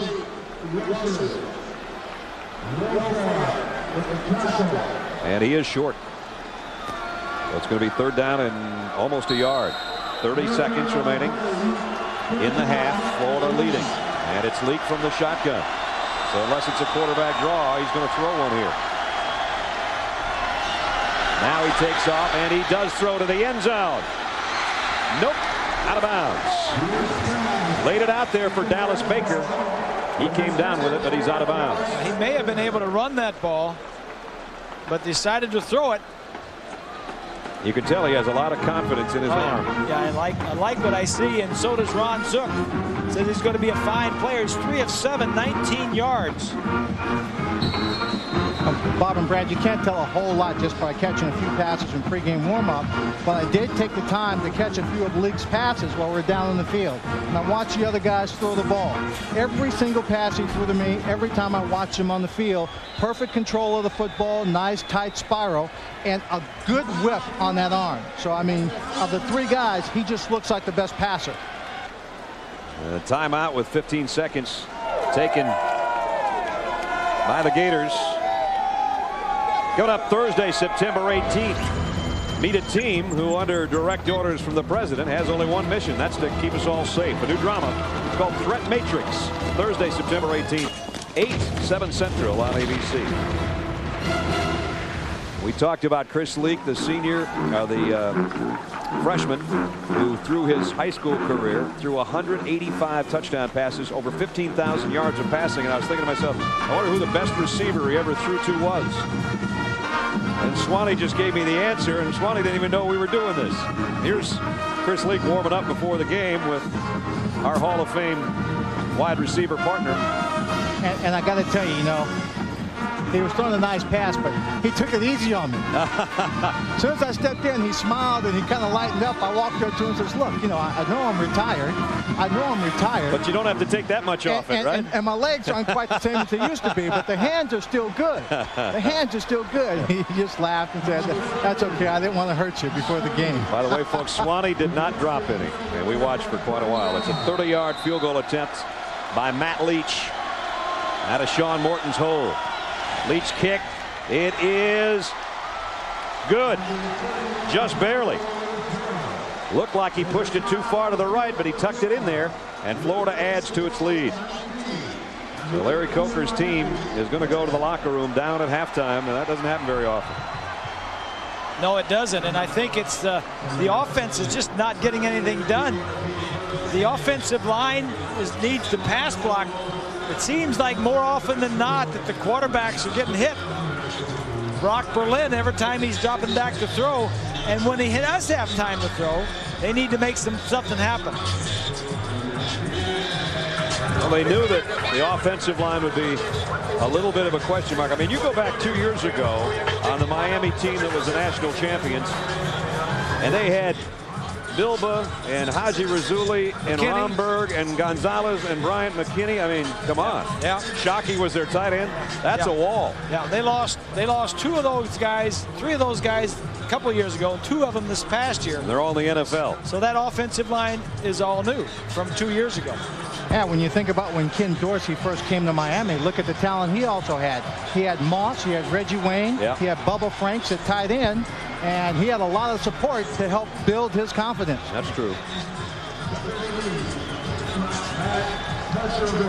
You don't expect that Florida's going to give Miami any kind of return possibilities because Taylor's taken 167 yards and set up a field goal. Hester opened the game, number 4, the freshman, with a 97-yard scoring return. So I would assume that Petrovic is going to squib something or get it a mile in the air and force a fair catch again. And he does kick it way up in the air, but this is returnable. Taylor from the 12. Sean cuts to the near side, broke a tackle or 2, still on his feet, and he's out to the 25 with just 3 seconds remaining in the half. So since those fireworks on the first couple of kick returns, Florida's done a nice job slowing things down, and Miami's not going to take any chances here. 3 seconds and they'll go to the locker room trailing the Florida Gators by 9. What a big win this would be for the Gators and Ron Zook. Last year, his first year at Gainesville, 8-5. That's as many losses that they've had in there since 1989, I think. That's right. Spurrier got there in 1990. Berlin takes a knee. The half is complete. So these two teams hooking up for the 52nd time. Miami has a 1-game lead. Florida's trying to change it. Let's check in with Lynn. Coach Zook, you survived the big Orange Bowl opening, the big plays by Miami, and you answered with your own. You're up by 9 points. Any of this surprise you, good or bad? Well, we got to keep playing. Like we told you, you got to be able to handle the onslaught and stay with there's going to be an onslaught. Keep playing. That's what they did. They did a good job. And we got to get our kicking game cleaned up, and we got to go out there and continue to play. We'll see you in the second half, Coach. When leading at the half, they don't lose often. Miami very seldom trails at the half. But the Florida Gator fans who have come to South Florida from Gainesville are a happy bunch at halftime. 19-10 Gators. We'll be joining John and Terry at Times Square Stadium in New York for the Valvoline halftime show right after this. You're watching ABC Sports Championship Television. His team is down 9 points at halftime. Welcome back to the Orange Bowl. Brad Nessler and Bob Greasy. Partner, we spent a lot of time with that young fellow over the last 2 days. He was very confident, seemed very ready for this game. His statistics are not very good. Neither is his whole team's. It wasn't for the kickoff returns. Canes wouldn't even be in this thing. That's true. And Florida has kind of not taken advantage. They've had the ball 3 times in Miami's territory and only come away with 6 points. Miami needs to get the ball to their main guys. Kellen Winslow. 1 catch. 1 catch. They threw to him 3 times in the first drive. They haven't thrown to him in the last 25 plays. And Ryan Moore, the split in on the other side, he doesn't have a catch. So I'm sure we'll see number 81 very involved in the second half. They've almost got to get it to their playmakers. Meanwhile, Ingle Martin and Chris Leak both did a respectable job for the Gators in their quarterback stints. The key there, Gators have not turned the ball over. Right. Miami's turned it over twice, and it's cost them. One a fumble, one the errant pass by Brock Berlin that ended up being a lateral, scooped up by Kewan Ratliff for a touchdown, and that's been the difference in the ball game so far. Mark Gent's got it teed up. Andre Caldwell and Ronaldo Hill are back deep for the Gators. And this one goes out of bounds, so a poor kick, much like the poor punt by the Canes in the first half, and it'll give Florida great starting field position at the 35-yard line. Our Pacific Life game summary. Let's take a look at the halftime statistics. The key thing is, which is highlighted, 2 turnovers for Miami. The time of possession is about the same. Penalties, nothing there. Nobody's doing well on 3rd down conversions. Really, the only offense has been for Miami, it seems, Frank Gore, once he got his rushing legs under him a little bit. Yeah. And a big advantage. Average starting time for the Gators is huge. And they have good field position here. Martin at quarterback. Florida from its own 35. And it's Wynn. And Wynn down the sideline. 3 Canes to beat. They can't get him. Touchdown, Florida. 65 yards on the opening play of the 3rd quarter. All that speed in Miami's defense, you thought somebody would get a shot at him, but nobody did.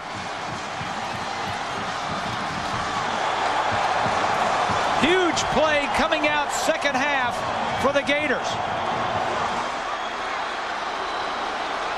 When's the last time we did a game that the first play of the first quarter was a touchdown and the first play of the 3rd quarter was a touchdown? No, but I like it. We ought to have more. Well, that one took all of 11 seconds.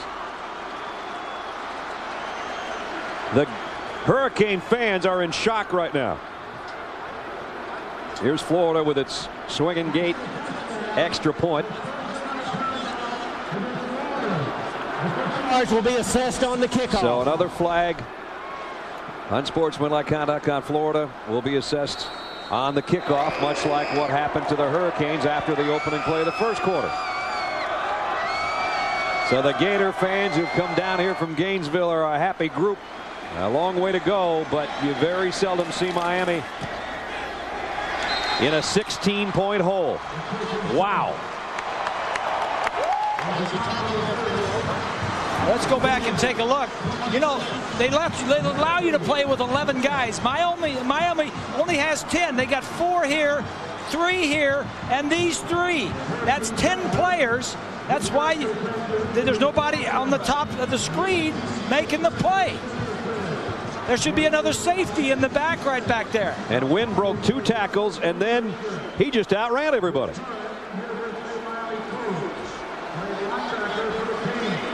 Showing great speed after the 2 broken tackles. He got through DJ Williams and somebody else. Sean Taylor. And then down the sideline, he bolted.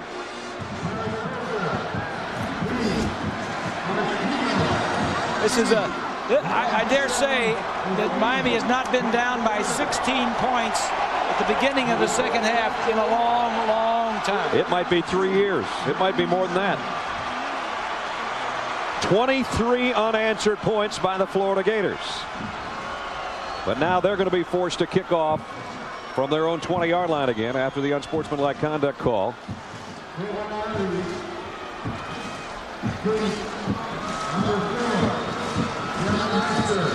So Hester back there would like to get his hands on it again. There he is, number 4. Petrovic with a kick that goes to the 17. Hester broke a couple tackles and he gets out to the 45-yard line. Penalty markers down. It looked like Florida must have been offside on their kicking unit because the flag came right where they kicked from. So they might have to do this again, or maybe the Canes will just say we'll take it here. And now Hester's shaken up.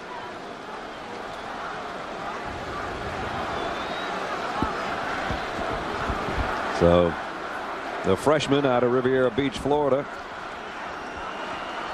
being attended to after another nice kick return.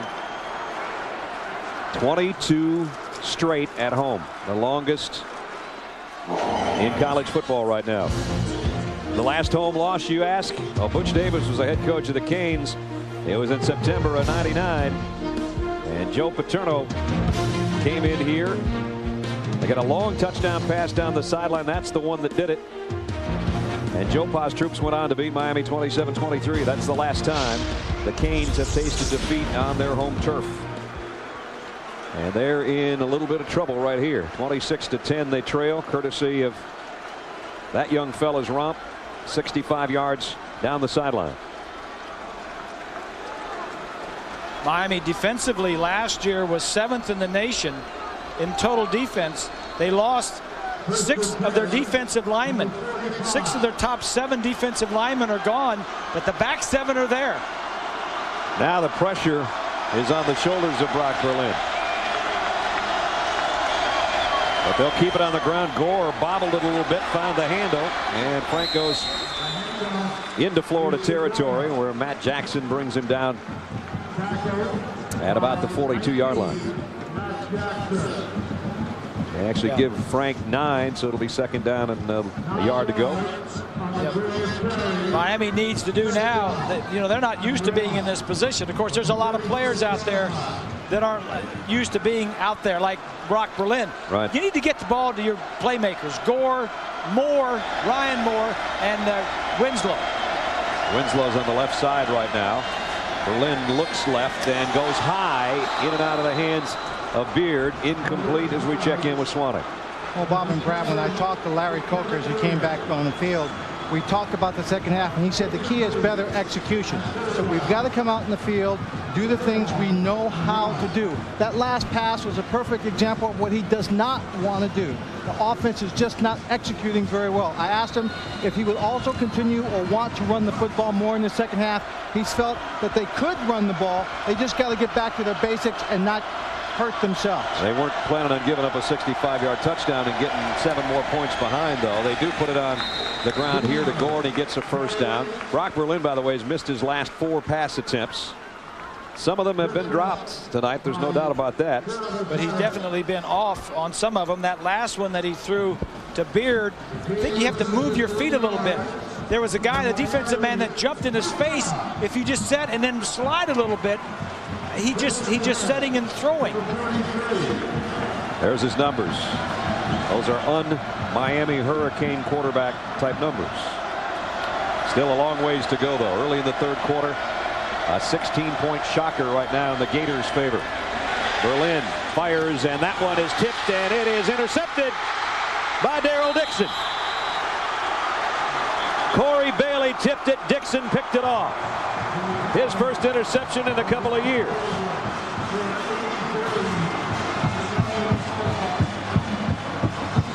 So Brock Berlin not only has missed his last 4 passes, the 5th one went to his old teammates. Gators with a lead, and they'll take the ball when we come back. I tell you what, they might want to get Sipowicz down here and arrest the Gators for assault and battery the way things are going right now. 26-10 Florida. They take over on the interception. Martin pump fakes and goes deep middle. O.J. Small's got it. Into the Canes secondary to the 43-yard line. 35 yards on the pass play. And again, just good coaching on the part of the Gators. Martin pumps short. He pumps it a couple times. The Hurricanes jump on the Gator receivers. Watch him here. That's a little pump and go. Look, pump twice. Now you're open. You're behind him. That's because Roll and the other defenders were jumping on the short stuff. Now back to the ground for Florida. Very short gain as Atkins puts the stop on Deshaun Wynn, who had the touchdown run here in this quarter. Let's check in on another Florida team. Here's John Saunders. And here with your Taco Bell update, Florida State. Are they now the power in the state of Florida? Chris Ricks to PK Sam. It covers 34 yards. He just dives into the touchdown. In control now, 28-10. And here are the Gators right now in control, 26-10. And Martin takes off. Nobody home in the middle. The quarterback draw, and he keeps it close to a first down. He's a pretty nifty little runner. He has. And the defensive line for the Hurricanes is not making any plays. Usually when you're rushing the passer, somebody was holding one of them. Maybe that's why he wasn't making the plays. It could be. But that was one of the keys for the ball game, as we talked to Randy Shannon and we talked to some of the defensive players, to find out whether the front line of this defensive unit could put pressure without blitzing, as we look at the holding call against Florida, without having to blitz linebackers and use a lot of other personnel in the defense to pressure the quarterback and contain the run. So far, what we've seen tonight is this defensive line cannot do that on their own. A defensive line from a year ago, many of those guys in the National Football League, and they could rotate 8 or 9. That big fella right there in the middle is the one that you would think would be the run stopper, but Vince Wilfork can't do it all by himself. Yeah, they had 2 defensive linemen drafted in the first round, Joseph and McDougal, and 3 others were drafted in the 3rd, 4th, and 5th. Martin fires complete inside the 40. Williams immediately puts the stop on Andre Caldwell. Caldwell, whose older brother O'Shea was a star receiver for the Gators, now with the San Diego Chargers, and the young fella out of Tampa has the catch. Still 3rd down, though, on a long 5. Speaking of 5, that's how many receivers Engel Martin will have at his disposal. 3 on this side, 2 at the top. From the 38-yard line. Canes need a stop. They're trailing by 16. And they're going to get a stop here. They drop Martin at the 40-yard line. John Vilma came on the blitz. Orion Harris makes the stop on the quarterback as we check in again with another update. Here's John. Oklahoma, #1 team in the nation, facing Alabama. And Jason White looks to his left and then looks deep. 47 yards. Brandon Jones is wide open. Takes a lick. Goes into the end zone for the touchdown. Oklahoma getting a little bit of breathing room, but Alabama hanging tight, 20-10. Not too much coming cheaply in college football for anybody today, especially Miami right now. Yeah, nice to see Jason White back at Oklahoma, quarterback after 2 years of knee surgeries. Javon Nanton trotting off. He was the cane that was shaken up. Sophomore out of Miami. Here's another look. He was the one chasing Engel Martin, and Ooh, he got it with Randy Hand. I think their hips met. And that'll slow your hip down a little bit. Punt upcoming, trying to angle it to the far side. And it goes out of bounds. Let's see where they spot it. It's going to be around the 10, I think. Nope, they're coming up farther. At about the 12 or 13 right there. 28-yard punt, but buries the Canes again offensively. And their offense has been sputtering at best. Sunday, September 28th on ABC.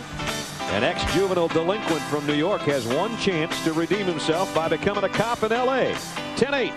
Officers on duty. Sunday, September 28th at 8 o'clock, 7 o'clock Central on ABC. Brad Nessler, Bob Greasy, Lynn Swan, and our ABC crew from the Orange Bowl of Miami. Sold out crowd. A lot of Gator haters and a lot of Gator fans. And right now the Gators have the best of the Canes, 26-10. Worst starting field position for Miami. Berlin, who was intercepted on his last throw, got this one out in front of Winslow, and Winslow puts his head down and plows through a couple of Florida players. His first catch since the opening drive of the ball game.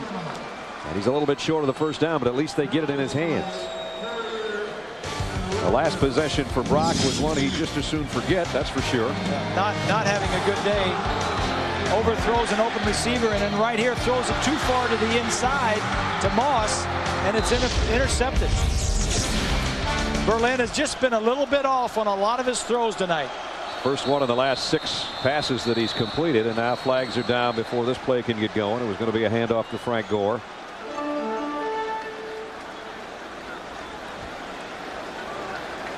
And this will make it a longer yardage situation. Dead ball, false start on the offense, 5-yard penalty, second down. BYU now making it a little bit harder on USC as you see some of the scores from around the country. Michigan big in their win at home today, and they'll have a big one with Notre Dame coming up. 17-yard line now is the line of scrimmage after the penalty. Joe Rodriguez, Brad, remember Brock was telling us he's a sweater. Yes, he is.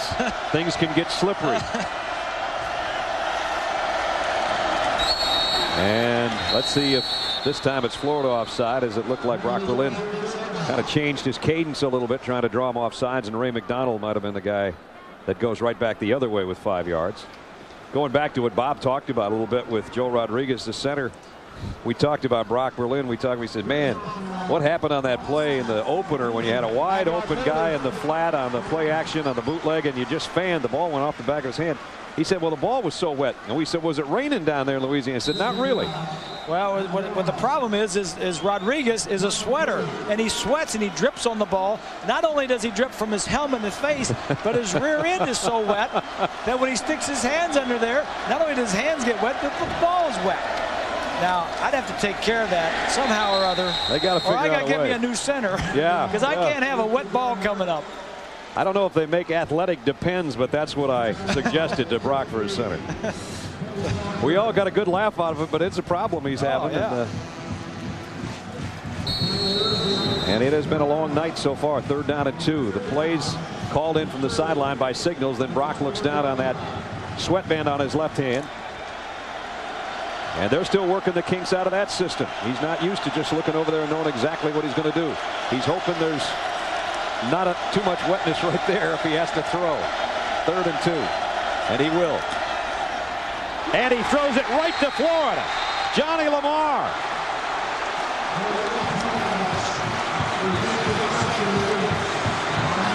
Another Florida interception. Not a good night in his opener in a Canes uniform.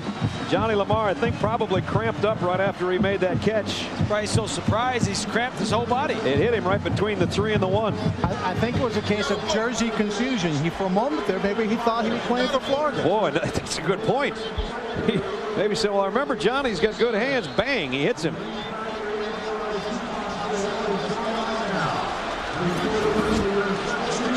Ryan Moore is number 85.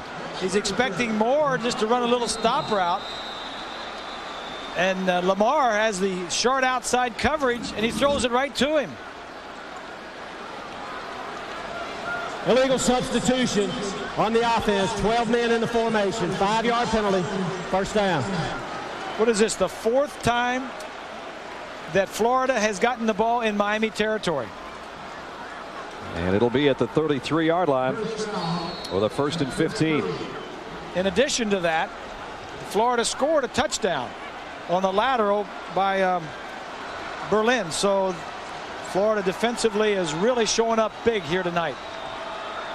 Chris Leak back in at quarterback. On the ground is Carthen. And John Square made the tackle. You know, Brad, I think after all Berlin has gone through tonight, I think you put the other guy in. I think you put Derek Crudup. Yeah. Because this could, I mean, he'd probably, you know, I know if I'd played this poorly, I'd say, all right, let the other guy go and see if he, you know, because I'm just playing so poorly. Leak fires into traffic and zips it to his tight end, Ben Troop. Very close to a 1st down. If I were Brock Berlin and I were playing against my old teammates, I'd say, hey, I know those guys for 2 years. A lot of them are my buddies. My roommate is the middle linebacker over there. Now I'm playing with some other guys. You know, I still like those guys, and those guys like me. I think that would help me and be more relaxed than really get that nervous about it. 3rd down and a yard. 2 out of 9 for Florida. Leak to Carthon, and he bangs his way for what looks like a 1st down. John Vilma stood him up, but it looks like he had a 1st down. You may have seen what Bob was talking about Berlin. Head coach Larry Coker come over to him too and say, come on, keep it going, stay in it. Yeah, well, you're hoping that he goes back out there and does something good, but if he continues to make mistakes like he's been doing, maybe you're doing him a favor by putting the other guy in. Chain gang almost forgot to move the sticks. Finally, they set him down. It's at the 17-yard line. 1st down, Florida. Leak with 3 receivers down there at the bottom of your picture. And he stumbles going back. Flags are down. Everybody moving on both lines. And I don't know who jumped first. Of course, a difference in cadence between Martin and Leak, and that's something the offensive linemen have to get used to. Dead ball foul, snap infraction on the offense. 5-yard penalty, 1st down. Well, they walk it off against Florida. We walk it off to New York. Here's John. Kansas State in what you might call the soft part of their schedule, and today L. Roberson taking advantage. 43 yards to James Terry. This was an early 10-0 lead, and they just make it a blowout over McNeese State. 55-14 the final. John here, a shocker going on, 26-10, and Florida threatening again. 1st and 15. And that time, nowhere to hide as DJ Williams makes the play. Williams, who had a 78-yard fumble return for a touchdown last week, probably the most highly decorated guy coming into this the Hurricane program in a long time, and it kind of wore him down a little bit. There were people that said, hey, he's so good he should go straight to the NFL if there wasn't a rule against it. And it took him a while to find his feet, and now he is a Butkus candidate at outside linebacker. He's a senior, and he's a heck of a good one. Outstanding player. At the 24. Leak fires, got a man. Troop, what a catch. Then Troop hauls it in. It's 1st and goal for Florida. So much talk about Kellen Winslow being one of the greatest tight ends, if not the best one in the country. A lot of people think this guy's going to go pretty high next year too. For sure. Ben Troop was really one of the go-to guys. I was impressed with Leak, though. He looked one way and threw the other. Pretty good for a true freshman. Now it's Carthon. Carthon ran into the end zone. Touchdown, Florida. A winning streak at the Orange Bowl is in serious, serious jeopardy. And so's the number 3 ranking in the country. Florida just taking care of the Canes right now.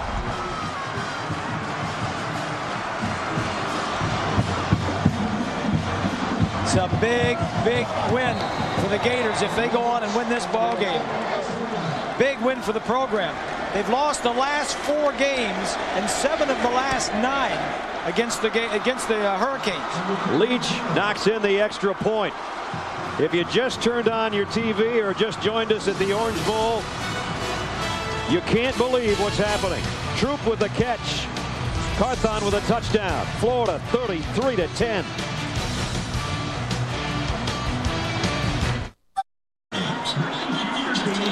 (33-10). Florida leading. ABC Sports presentation of college football brought to you by Chrysler Pacifica. Well beyond the SUV. FedEx. You can always rely on the ultimate in reliable shipping. Relax. It's FedEx. Total cereal. One bowl, 100%. And ADT, America's leader in business and home security. ADT, always there. The Gator fans that are here are a happy bunch. Leaked through that pass to Troop, who made a great catch. Carthon did the rest.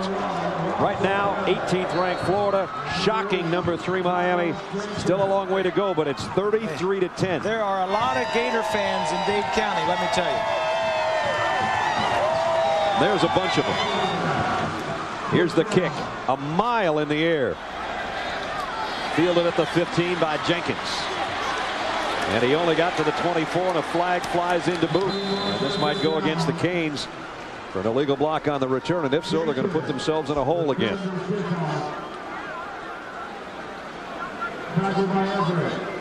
With the exception of those 2 kickoff returns in the first quarter, their field position has been horrendous.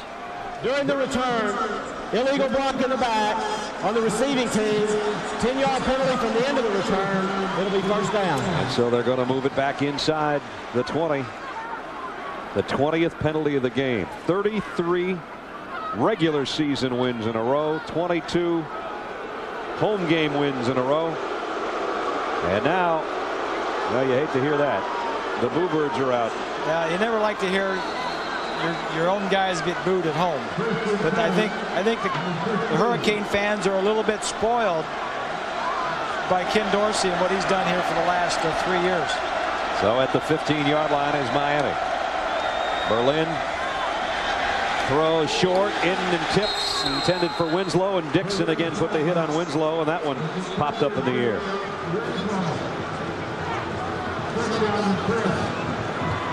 Here's the possessions for Miami. It hasn't been pretty. Take out the half. The first 2 possessions in the second half were interceptions. All they got was a field goal in their first possession, and they haven't done anything all day. Four turnovers. Four turnovers in the last 6 possessions. 4 turnovers, last 6 possessions. The only touchdown came on the opening kickoff of the game. Berlin from the shotgun. Fires far side. Nice throw. First down. And finally they get one to Ryan Moore. Pickup of 12. And they move the sticks.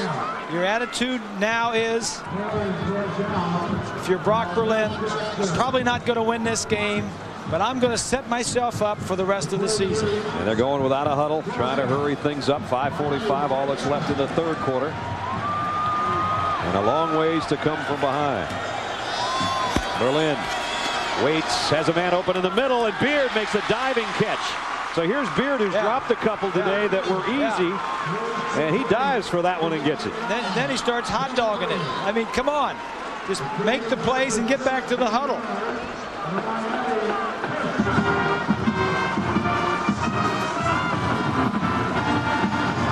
Just outside the 43-yard line again from the gun. Berlin flares it out to Gore out of the backfield, and Frank goes out of bounds just shy of midfield. So they're slowly moving themselves into decent field position, and of course. Yeah.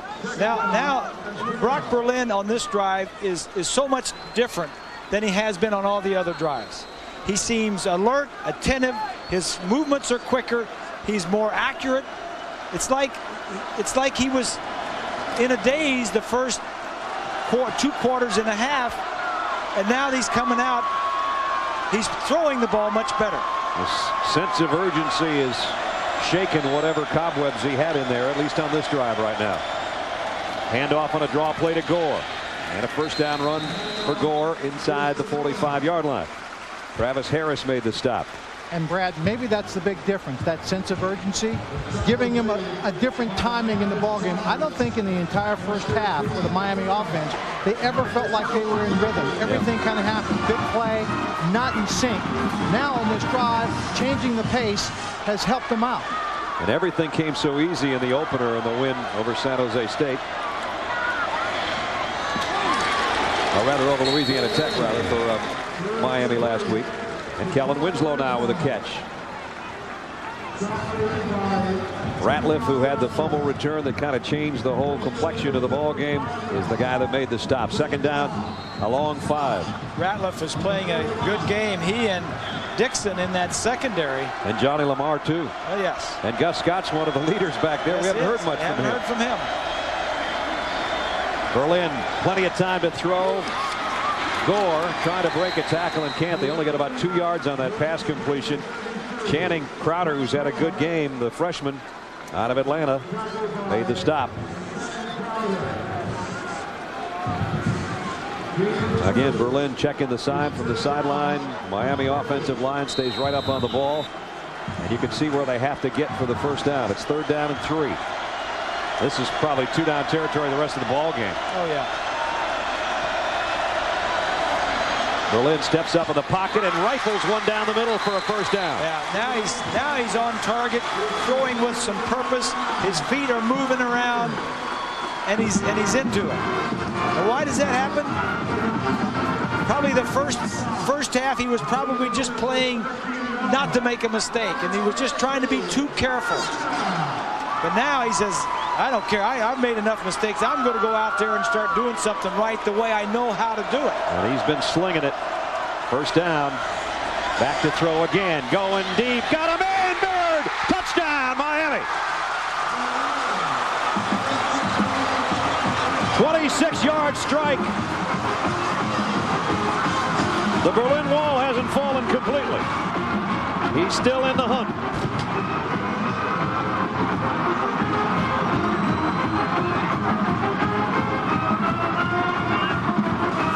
And Beard, who couldn't seem to catch a cold in the first half, caught everything on that drive. What a difference, huh? Yeah. What a difference. Going to go for 2 here.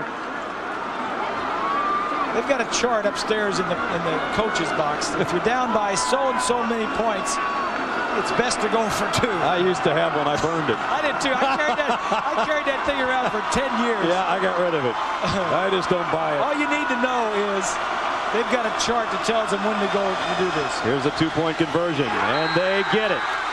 And they got it to Ryan Moore, so it worked. And it's only a 15-point game now, when once, just minutes ago, it seemed that a Florida romp was about to occur. Brock Berlin, to a chorus of boos, came back out on the field, drove his team the length of it, and Kevin Beard did the rest.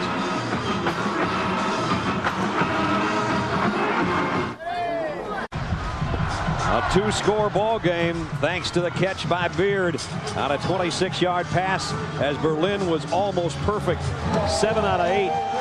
Part of 81 yards in an 85-yard drive. Those same fans there that were cheering were probably the same ones that were booing when Berlin went in. That's exactly right. At the beginning of that drive. That's the way to play it. Ryan Monroe will kick off. Caldwell and Hill are deep. It's a good kick. It'll tail to the goal line to Hill. And Hill trying to get the corner on the far side. And he got hammered out of bounds at about the 26-yard line. Take a look right now at our Chrysler passing playbook. Grease. All right, let's do this Chrysler passing playbook. This is called 4 vertical. You got 4 receivers. This one down the sideline, this one, and this one down the middle. Now let's take a look at it. You pick the guy that's open. You got all 4 going straight down the field. You can throw it anywhere you want, but look where he goes with it. To the guy right in the middle of the field. This is a great route against a lot of different coverages. A lot of teams have it. 4 vertical, 4 guys splitting the field in 4 quadrants. Florida from its own 26. Carthon got a couple tough yards and actually falls forward. It wasn't Carthon, it was Wynn, excuse me. He gets across the 30. Wynn's the guy that broke the game open to start the third quarter with a 65-yard run down the sideline on the first snap of the third. Been some big plays in this game. And if I'm not mistaken, partner, is this not the first time they've broken the rotation? Didn't Leak play the last series? They'd been Martin 2 and then Leak 1. Yes, he did. Well, this is 2 in a row for Chris now. 2nd down and 4. Chris has scored on his last 2 possessions. A touchdown and a field goal. Waiting for the snap. On the ground they go again. This time it's Faison. Faison didn't get to the first down marker courtesy of Sean Taylor, the big safety who wouldn't let him get there. Taylor with a nice stop. And it's going to be 3rd down and short. Down on the field before the ball game, and I was talking to one of the coaches. I was talking to Ed Zombracher, the offensive coordinator. See that towel that's hanging down? Yeah. I can tell that story in a minute. Flares a pass out, and Small is almost beheaded by Maurice Sykes. Ouch, that one hurts. That little drive by the offense of Miami has set off the defense. Gets it. This is like a long handoff. And that one's going to leave a mark. Sykes says, I'm handing it off to you. Yeah, this one hurts right under the chin. And a punting situation for Wilbur. Miami's got all kinds of guys that can run kicks back. They haven't put much pressure on this freshman punter tonight. He gets away a dandy here. Parrish has to come all the way across field. It bounces out of bounds at about the 31-yard line. Time permitting, stay tuned for the Thrifty Car Rental postgame report. John and Terry been at Times Square Stadium since about 6 o'clock this morning. They'll have scores and highlights from around the country for you. They're in shaving right now. Yeah, they are. And for the 2nd time today. Yeah, they're getting rid of the shadows. Yeah. At the 31, all of a sudden you feel the electricity start to rise a little bit at the Orange Bowl. 33-18. Berlin nearly perfect on the last drive for the Canes, and let's see if he can do that again. He's hit his last 7 passes. Florida mixing up their defense. Charlie Strong, the defensive coordinator, goes to a 3-man line. So with that, it's a draw play to Gore. And Gore gets out near the 37-yard line. 6-yard run down to 1:20 now remaining in the third quarter. There's Charlie. Charlie making really what his 5th trip to the being part of the Gator program. If you count being a grad assistant at one point. He spent the last 7 years with Lou Holtz. He was in South Carolina for 3, I believe, and then the 4 previous to that was at Notre Dame. Highly thought of coordinator, and will be a head coach without a doubt. 2nd down and 4. Need to get to the 41-yard line. Berlin fires down the middle, and he's got a man again. And it's a race for Kevin Beard. Can he win it? Down the sideline. Out at the 1-foot line.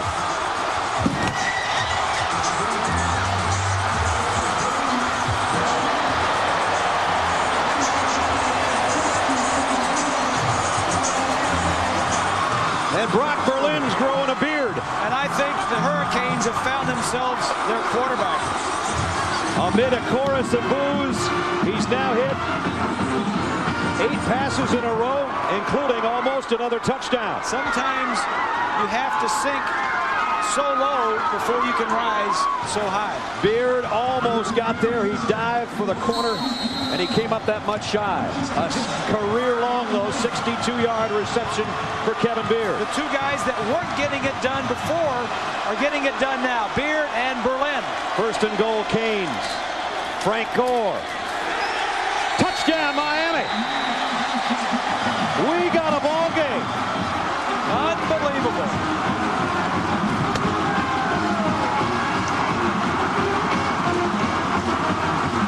Frank Gore from a yard. 33-24 with a point after try coming up.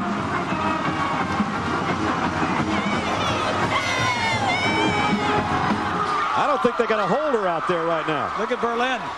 Is he fired up now? He's into the game now. John Petty's going, where's my holder?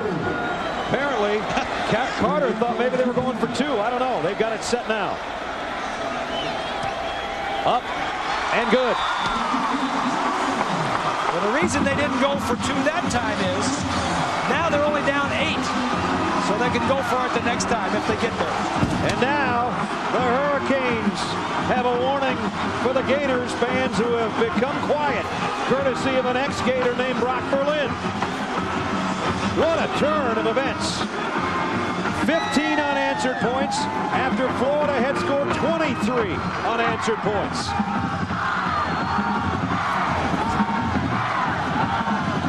There's an inside receiver. Beard just going to run a little down and square in. Makes a nice move. Now look at him. He's going to run away from the group. Beard's got the speed. Every receiver would love a pass like that. He didn't have to break stride. Gets it.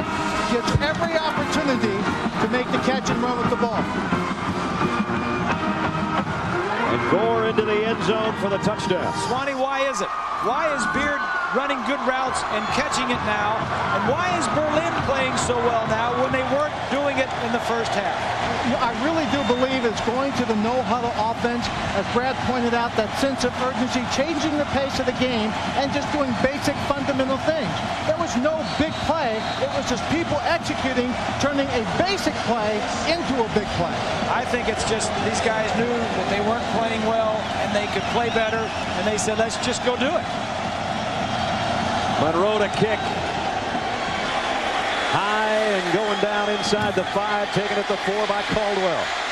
Caldwell broke one tackle, won't get through the second wave. Down at the 18-yard line. Guys, you remember the Florida State-Miami game of a year ago where all of a sudden there was just electricity in the air? Are you starting to feel that a little bit right now? I am, and I go back to what I said at the beginning. Fireworks and sparklers and everything going off. And this is exciting. And when I talked to Ron Zook going off the field, you could tell he understood the potential of the offensive team he was facing. He knew Miami had the ability to come back, and he did not want to rest on that good first half. I'm a little surprised that Chris Leak is in at this time. 3rd straight series for the freshman. He'll give it off to Carthon. And now the Hurricanes defense starting to swarm a little. Sean Taylor in on the stop along with the guys on that front wall. And Sean Taylor, we spent some time with him yesterday, and he's an engaging young fella. But Swanee, I said to you when he walked by you a couple times, how many licks could you take from a safety that big? Well, I'm telling you, I wouldn't want to take one from him. I told him if he hit me more than 3 times in the ball game, I must be out of my mind and doing something horribly wrong. Another exciting I build a quarter. defense around this kid. That's right. Another exciting quarter. We played 3 at the Orange Bowl. 33-25. Who'll survive the last 15? Our presentation of college football will continue after this message and a word from our ABC stations. You're watching ABC Sports Championship Television.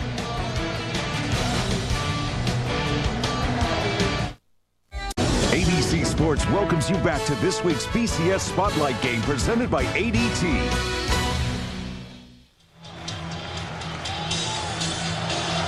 23 unanswered points by Florida between the second and third quarters. 15 straight now by Miami in the third.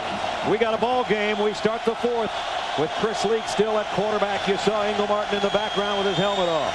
Leak incomplete, broken up by Antrell Roll. There's Martin with his helmet off. They had been rotating that 2 series for him, 1 for Chris Leak until these last 2 series, and Leak now his 3rd series in a row. And remember, this is a kid that 3 months ago was changing the tassel on his cap from one side to the other coming out of high school. Exactly. Now they've both been in about the same number of plays.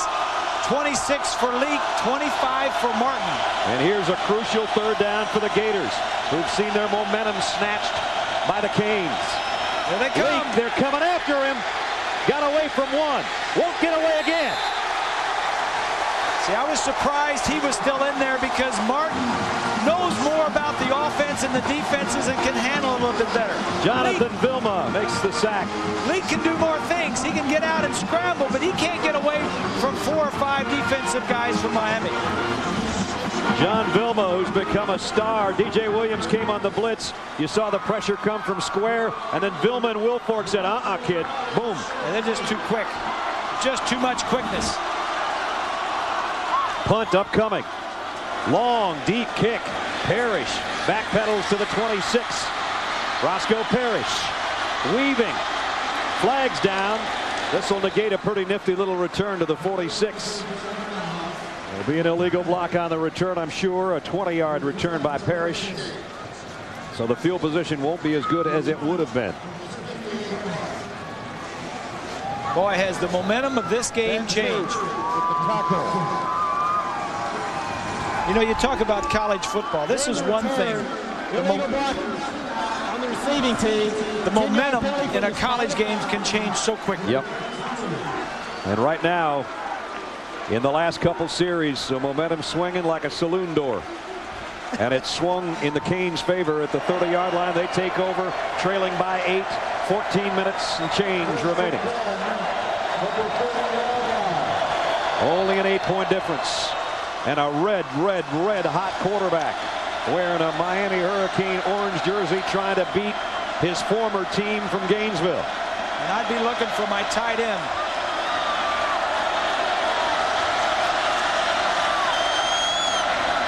Berlin pumps, goes to the screen pass, and it goes nowhere. A loss on the play of a yard. Gore tackled by Matt Jackson. Brock Berlin, whose second half started shaky, to say the least. There's the throw right to Johnny Lamar. And then he went to work, went 7 out of 8 on a drive that capped by that touchdown. Then found Beard again, 62 yards to the 1. Gore scored from there, and that's where we stand at 33-25.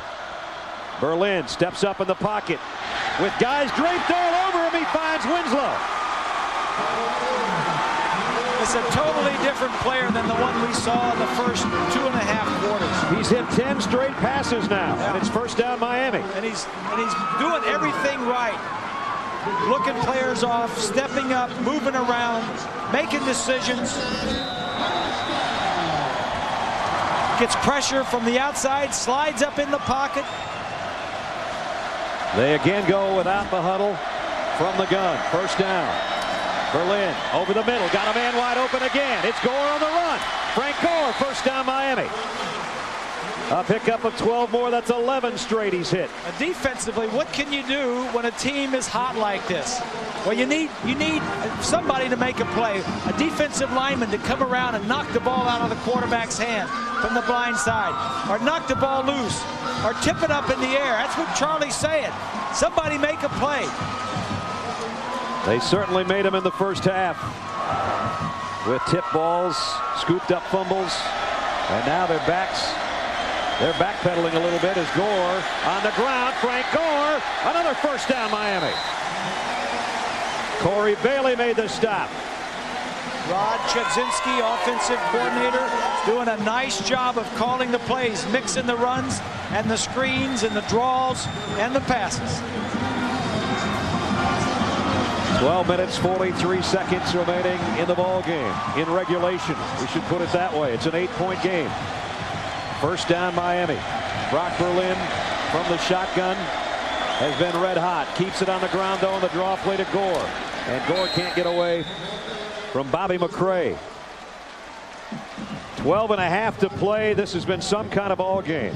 Florida scored 23 unanswered points at one stretch. Miami has come back with 15 in this quarter behind Brock Berlin. And now with 12 minutes and 15 seconds remaining, Florida's lead that looked insurmountable at one time is now just an 8-point difference. And Miami's driving again. At the 30-yard line, second down and 9. Berlin, can he keep the streak alive? Yes, he can. First down inside the 20. And it's Ryan Moore. I had another thought. Since Brock Berlin's gone into the shotgun, he hasn't had to have his hands up on that sweaty center's butt. He's getting a dry ball back there. That's true. That's true. At the 19. Florida led by 23 points with 6 minutes to play in the third quarter. Their lead's been cut to 8, and Miami's in the red zone again. Parrish, Beard, And Moss, the wide receiver. And they come after him. These guys are kind of fooling around when they start moving. That shows blitz. Usually, here they come. Here they come in full force. Berlin stays in. There's the first incompletion in what? 11 in a row? 12 in a row. 11 in a row. And that's what good defenses do. They don't give him time. This is all right. I mean, if the receiver would have been open, he could have probably scored because you got single coverage and nobody else back there to help the defensive backs. Just on this drive, 4 for 5, 40 yards. You again have to start thinking number 81. The guy that we said's the best player on the field in a field full of them. And they have ways to get him single covered. And that's Kellen Winslow we're talking about. He lines up on the right side. 2nd down and 10 for the Canes, just inside the Gator 20-yard line. They're coming again. You got that right, but whistles will end this play.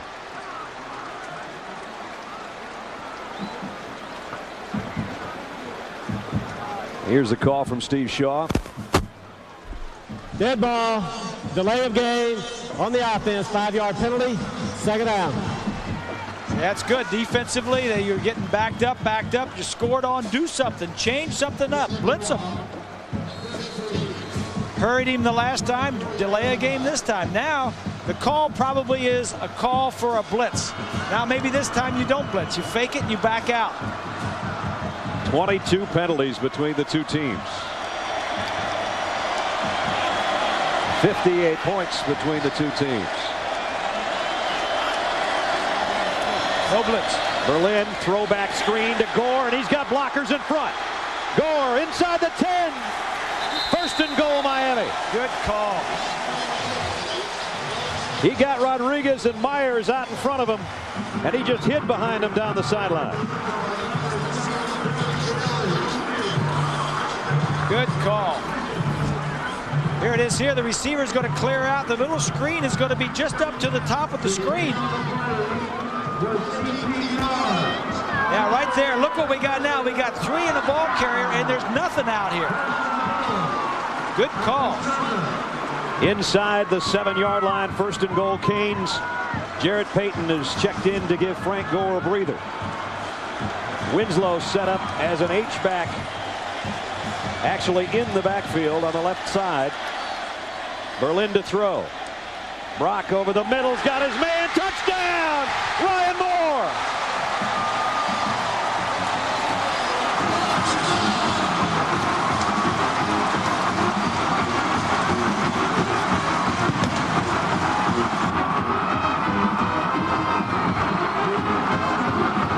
Six-yard touchdown throw.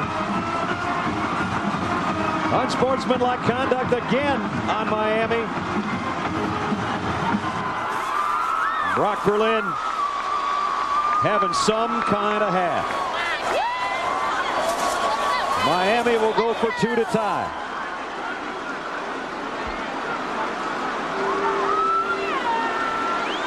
A guy who came out to a chorus of boos on the 2nd series of the 3rd quarter, and he has lit the field up. This is going to set him up for the rest of the season. When they look at the tape of this game, the coaches are going to say, you see the first two and a half quarters, and you see the last half. That's the way you want to play the rest of the year. Now here's an interesting thing. The unsportsmanlike conduct. Florida has the option to take the penalty or do it on the kick, and they took it here because they're not going to give them a 2-point conversion chance. So now they got to kick a long 1-point extra point from 35 yards out. So the celebration really hurts in this situation. Absolutely killed him. Took away a chance to tie. Instead, they're still a point back. Brock Berlin talking now to his defensive captain. Says, Mo, go get it back for me. I want another shot. They'll probably get one. What a half this kid has played. It's 33 to 32.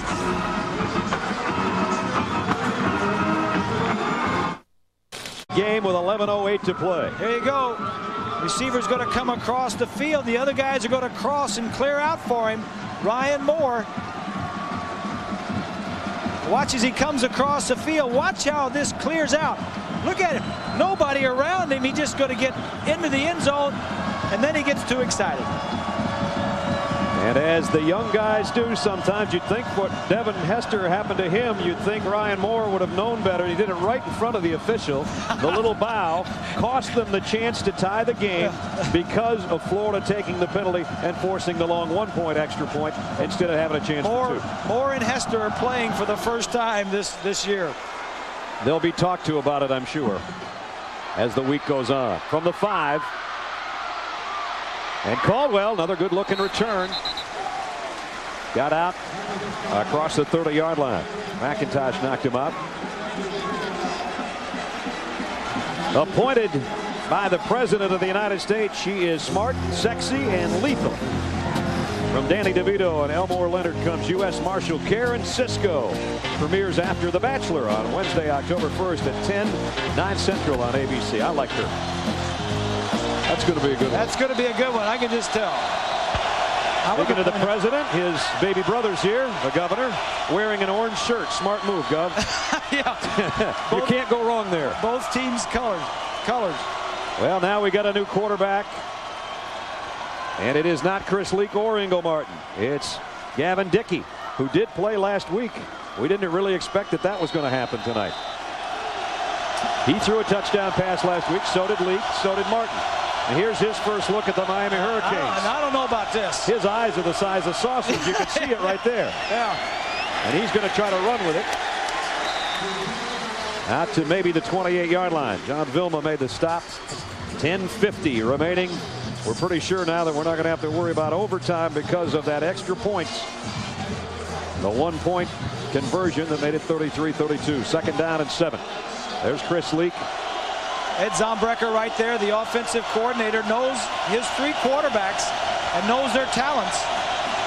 But to send a guy in with what's happened in this ball game, he's sending Dickey? I don't know. Unless he's a running quarterback and he wants him to run like he did the first time.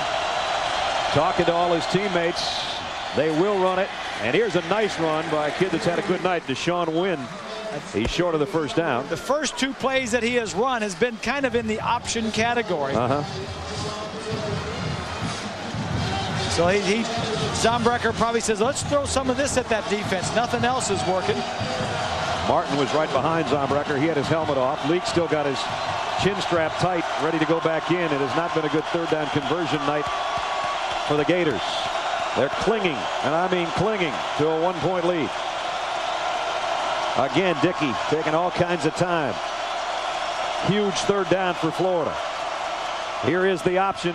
Again, flags are down. He's got a first down, but again, penalty markers. He's in there to run the option.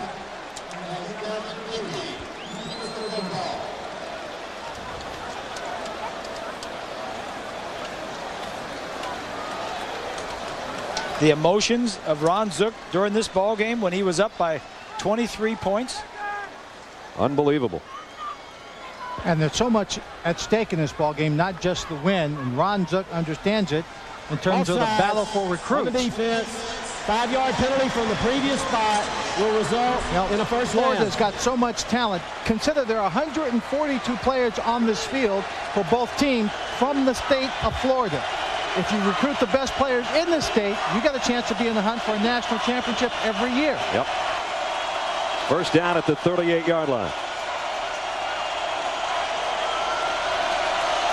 Dickey again. Same handoff to Wynn, and Wynn has been a tough runner tonight, and he's got another first down. Yeah, this new style of offense is throwing the Canes defense off. You snap it to the quarterback, and it's not like an option. Do you give it to him and then run wide, or do you give it to him and let him go? Wynn not only is fast, he showed that with a 65-yard touchdown, but he's bigger than Carthon. He's about 225, and he bangs his way into Florida, into Hurricane territory at the 49-yard line, and Wynn has a 100-yard night on only 8 carries. This is a no huddle at the line of scrimmage, no hurry. Got 9 seconds left. First down, Florida in Cane territory, and Dickey will throw, and he zips it to Kite. Ball was blown dead. As you see, the Hurricanes trying to cover it, so he does come up passing, and he completes it. Hey, Dickey is a redshirt freshman. He hasn't played but this year either. The snap was way off, but he handled that nicely. Pulled it off his shoe tops and then fires a dart to Kite. Almost 80,000, just under 80,000 looking on in amazement at this ball game. 33-32 Florida. 8 minutes and a little more remaining. Dickey wants to throw again and completes it again to Ben Troop as tight end. Maybe his eyes aren't as big as Saucy. That's good stuff right there. Here's a tight end right here. He's just going to take to the inside and then go back out. Little fake. And watch his throw. There's a coverage there. If that ball is underthrown at all, Sean Taylor's got it. Yeah. Third catch for Troop all in this half. First down, Florida. Rand Carthon's back in there. Dickey at the controls. They go right back to that inside play to Carthon. Jonathan Vilma wraps him up. But we're going to work our way under 8 minutes. At the conclusion of tonight's game, we'll select a Chevrolet player of the game. Chevrolet will make a $1,000 contribution to each university's general scholarship fund. It's not going to be the easiest of choices for the three of us tonight. Boy, we got to. Usually, sometimes we're struggling to find one. We got a bunch of candidates tonight. Second down and 8. Win back in there now. Will they go to the air again with Gavin Dickey? Nope. Option. He'll keep it. Didn't even look to his trail man. Took a pretty good shot. Sean Taylor got up there and popped him along with Barack Atkins. Sean Taylor. He is big. He is strong. He can quick. I'm impressed with Dickey coming in and running this little style offense. Now he's in a situation, though. It's third down and long. 8th play. They've had the ball over 4 minutes. So they're going to have to earn this one. Third down and 6. Did they play it safe with a quarterback draw or something, or does he put it up? They're not close enough for a field goal yet. Drop the ball. Now he's got to run. A lot of orange jerseys giving chase, and they've got it. You can't run east-west on this defense. Not with Jonathan Vilma and DJ Williams and those guys. Will Fork is the guy that got the penetration. And then Vilma ran him down. Loss of 8. He was going to throw it. He just drops the ball. It wasn't a perfect snap, but it was acceptable. And it took them out of field goal range, if they even were in it to start with. And now they've got a punt. The kick to the 6-yard line to Antrell Roll. Roll trying to get something rolling here for Miami. Giving ground to try to gain some. Going to go down at the 10-yard line. Yeah. Last week, his only punt return in his life was for a touchdown. He had big eyes for another one tonight. Miami needs a field goal to take the lead. They've got 5:43 to work with when we come back. So I got tickets to the game tomorrow night. I wasn't sure if you wanted to go. Well, it doesn't sound like you want me to go. What? Of course I want you to go. I just thought maybe, with the crowd and all that. You'd probably have a better time with Gary. Gary? No. Why don't you ask Gary? And we'll hook up on Saturday. Okay. If you're sure. I'm sure. Okay, bye-bye. You're in. Yes! I'm out! Let's go dancing. The persistence of 135 years of experience. The performance that has enabled us to work with more than half the Fortune 500. Rely on the strength of Pacific Life. Do you have the right truck? Introducing the 2004 Chevy Silverado, available with new Power Pack savings. Get this Silverado extended cab with a light-duty Power Pack, Vortec V8 heavy-duty trailering and more, and the Safe and Sound Power Pack, bucket seats, a Bose sound system, and more. Combine your Power Pack savings with cash back for a $4,000 total value on select models. Silverado, now available with Power Packs. It's the right truck. One thing that can break up any party? A broken chip. Get Get Tostitos Gold, the Tostitos that are made extra thick. Perfect for hearty dips. Tastes so good, you never know who'll show up. So, guy goes into a bar. Tostitos Gold, the perfect chip for hearty dips. 33-32, our Pacific Life game summary. Looks like this. A game of runs, I'll tell you that much. Look at this. 30 straight points, and then Miami 22 straight points. And Miami's second half, their offense has just lit it up. Can they do it again? They have to start from their own 10-yard line. Brock Berlin against his old team, Florida. High snap. He pulls it down and gets it to Frank Gore. And that's only about a yard gain. The high snap may have cost them extra yardage there. Now the defense, John Vilma, DJ Williams and company, forced that last punt. These things that you expect to be normal. Never automatic. Boy, he had a good job pulling that thing down.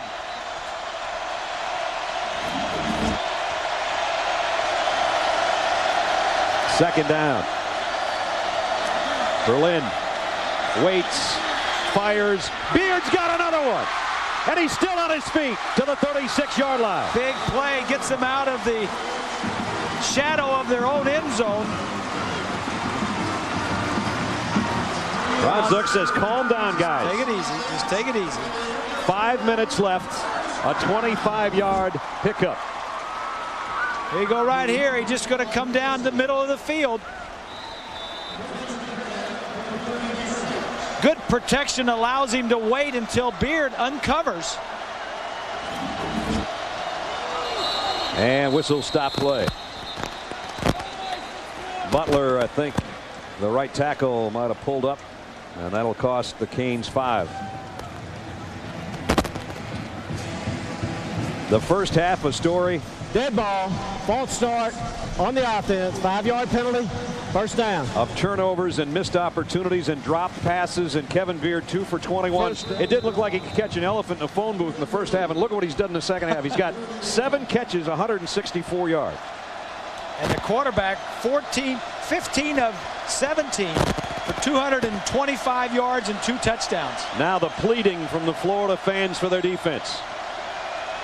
And they look at a familiar face in an unfamiliar helmet in Brock Berlin. Berlin with time, fires, complete. It's Moss in the open field, and he's inside the 45-yard line. A pickup of 26 more.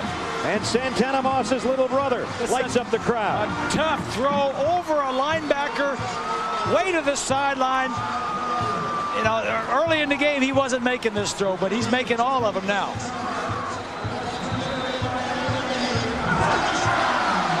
At the 43, 1st and 10 Miami. We approach 4 minutes. They need a field goal to lead in the game.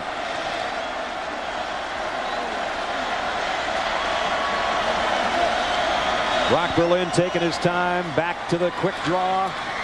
Gore inside the 40 to the 39. We've had a triple header day that's been full of excitement, and we got another one coming up next week. Next Saturday, join ABC. Terrific college football triple header. Noon Eastern, Ohio State, the defending national champs, take on NC State or Arkansas and Texas. And our spotlight game is Notre Dame and Michigan.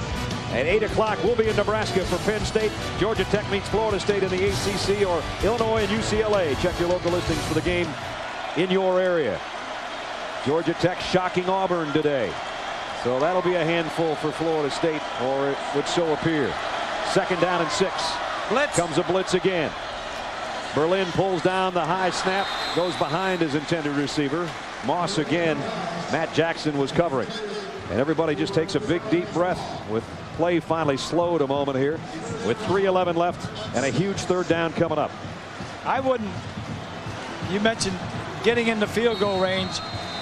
For those of you who just joined us or may not have heard, Miami's field goal kicker is a redshirt freshman. Yeah. This is the first year he's kicking. I wouldn't put it on him if I could get it in the end zone. Question here, is this 2-down territory, or do you put it back on your defense and punt it away if you don't get this 3rd and 6? We got some questions we're going to answer here in about 8 seconds. They got nobody back here deep. You would think they're going to come on a blitz. And now Kellen Winslow, I don't know if he was intended receiver, but boy, did he come out of the blocks. He got a head start going.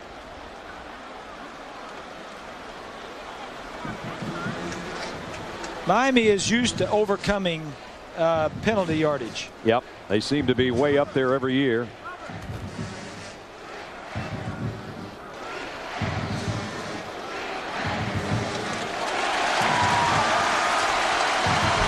The penalty. Red ball. Offside on the defense. The defense was in the neutral zone, causing the offense to move. 5-yard penalty. Third down. Is against the Florida Gators. It gives a free 5 yards to Miami. It's still not a first down. It's third down and a couple. Want to welcome those of you that have been watching BYU and USC.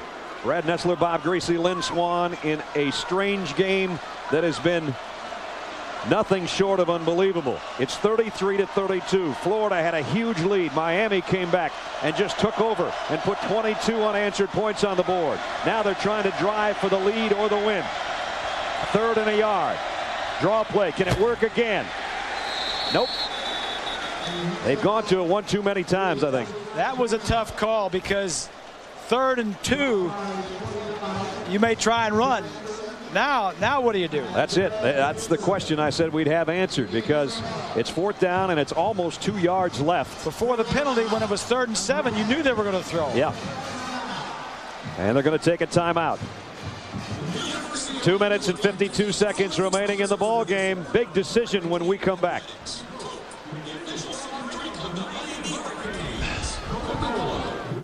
Our BCS Spotlight game presented by ADT could not be shining on a better one.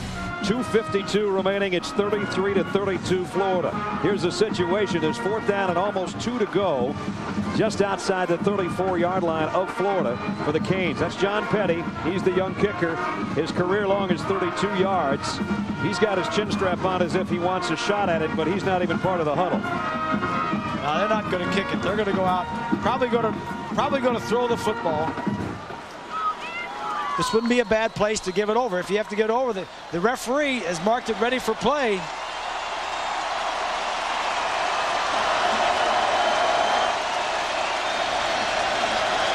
Fourth down, the biggest play of the ball game.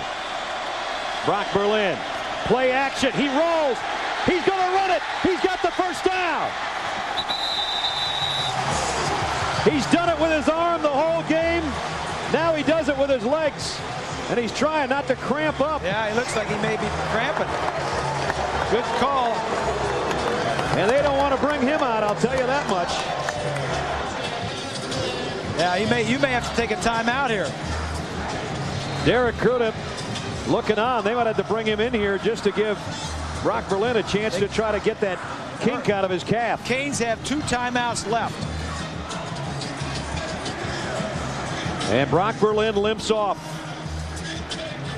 And he goes down, and that's the scene of a cramp, you can bet. It is a hot, muggy night. Crudup is starting to warm up now and has come out. How ironic, Brad and Bob, that Brock Berlin cramps up and might need something that the Florida program invented. That's right. Gatorade. That's right. Well, he used to be a Gator. And they're going to work on that cramp. We got a timeout with 2:38 remaining.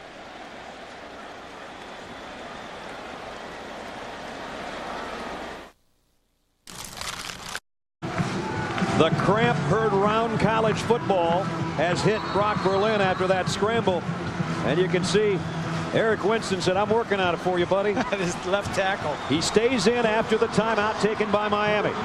He's been the engineer of the comeback of comebacks for the Canes. Can they continue to come back and win this game when it looked like they were dead in the water? Here's the throw. It's complete to his fullback, Cobia, and it's first down, Miami. Another 11-yard pickup. Cobia's first catch of the day. Nice call, Rod Chubzinski.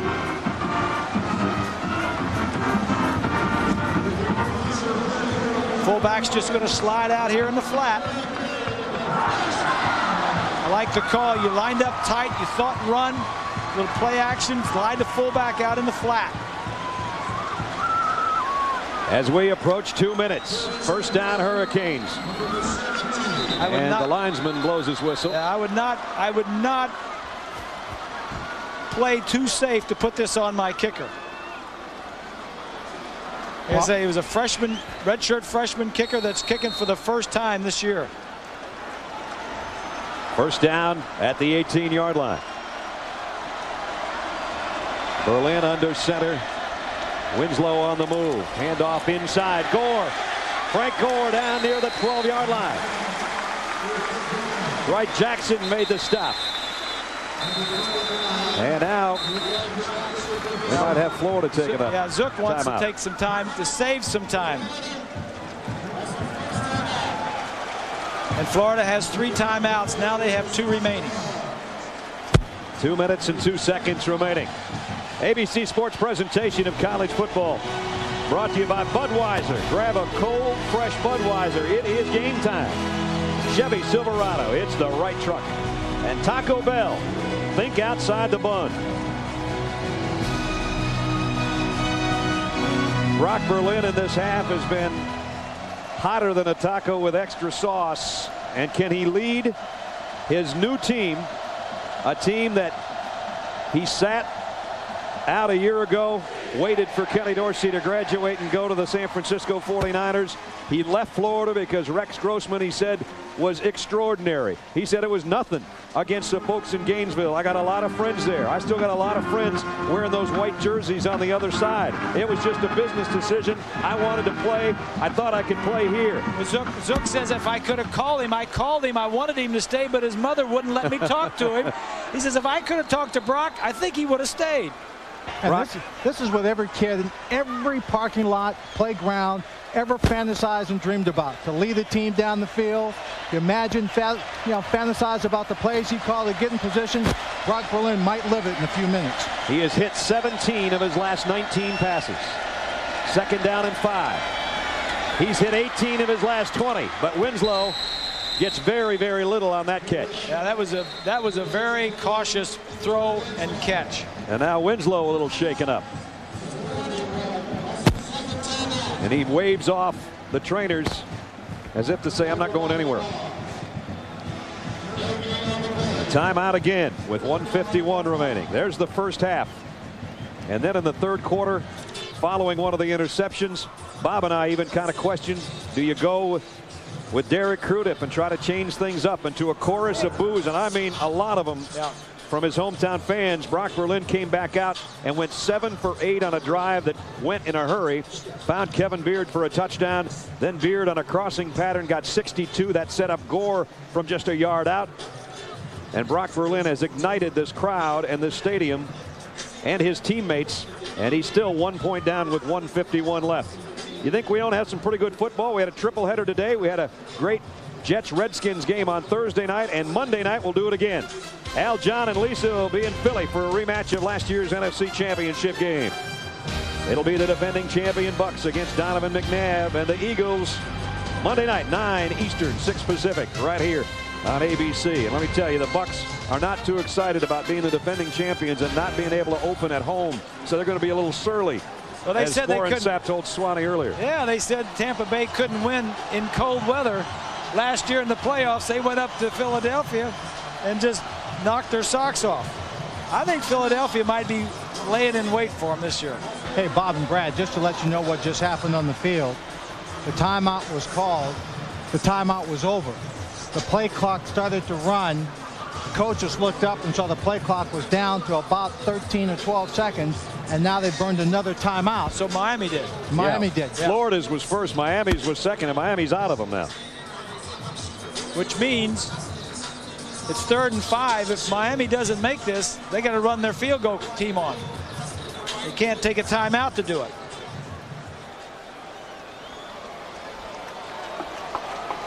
So there's the young guy that could have the weight of the world on his shoulders here in a minute. Grow up in a hurry in situations like this. The Canes took over at their own 11-yard line with 5:43 remaining. Now they're in the 11th play of their drive, and can they keep the streaks alive? It sure didn't look like that was going to happen early in the third quarter, I'll tell you that much. Well, 3rd down and 5. Berlin's only missed 2 of his last 20 passes Does he put it up here, or do they play it safe and try to square it in front of the goalpost for the young kicker? We're about to find out. Gore heading for the first down, and he's got it. It's a touchdown.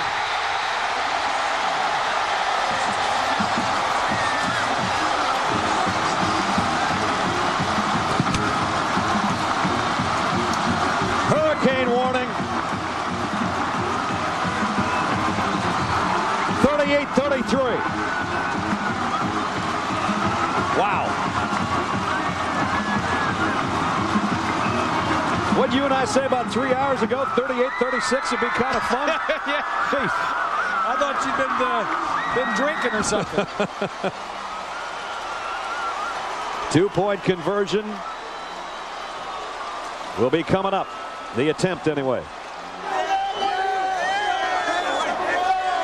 The Gators had the Canes in their jaws, and they opened their mouth, or this guy did. These two teams, it's a shame. You know, you really can't call it a rivalry, although it is, but they don't play every year. It's a shame they're not going to play again until 2008 at a neutral site. Largest comeback since '98. 17-point deficit against UCLA. That was the year UCLA looked like they were BCS bound, and we're going to just roll through everybody. This is a grand old building, and I've seen some wild games and some wild things happen. You remember going all the way back to the Super Bowl when Namath guaranteed the victory on the Colts, and he delivered. How about the Hail Mary pass from Doug Flutie? That happened on this field. That's right.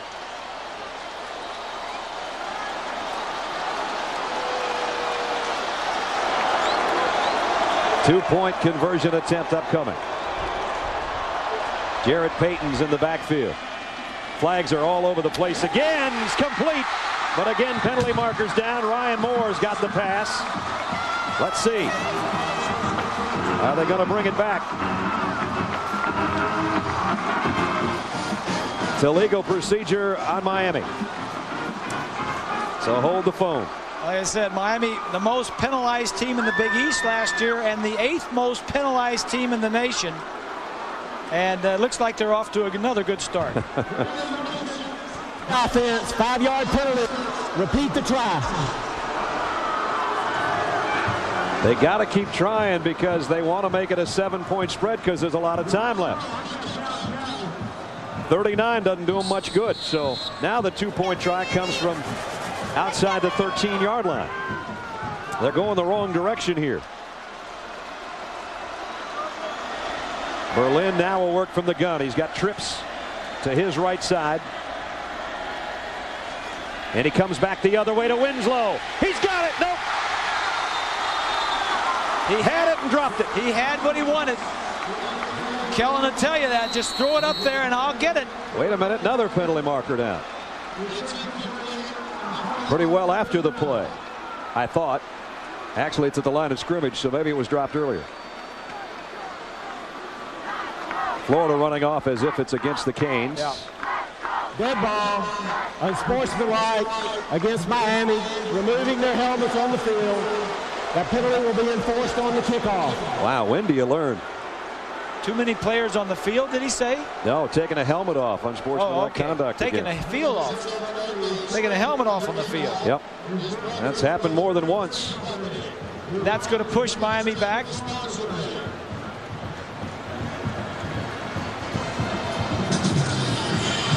$16 penalties, a couple of them killers because they've set up Gator points. And this could be the same situation now because the Canes are going to have to kick off from their own 20-yard line. Even if they get a decent deep kick, somebody's going to field it around the 15. And with any kind of run back, Florida's going to be in the 30, 35-yard line range, and they still got plenty of time to work with. And they need a touchdown, not a field goal. Right. Here's a look at the touchdown. Frank Gore. Cut back inside, got through Dixon, and got to the end zone. Yeah, he just doesn't. You just can't tackle him.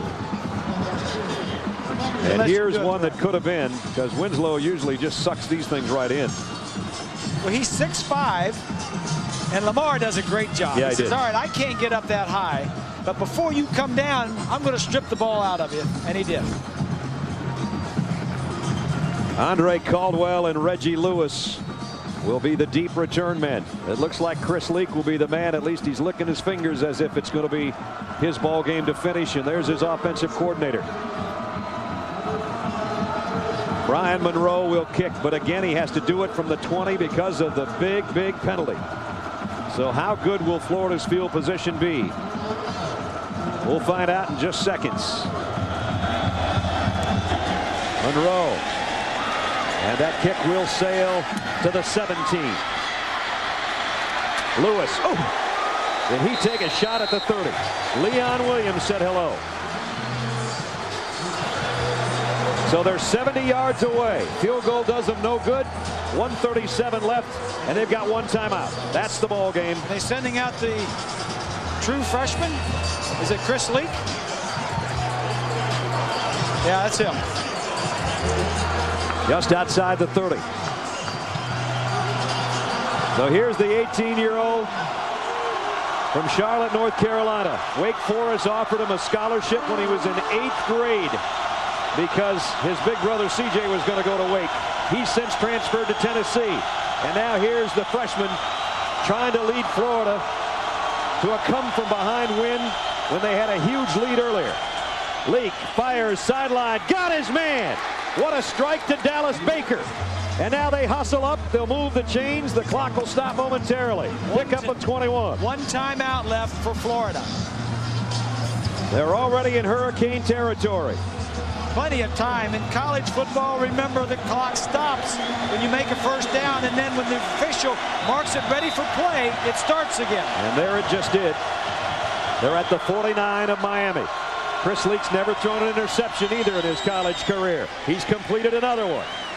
And that's good for 5 more. This time, Kelvin Kite.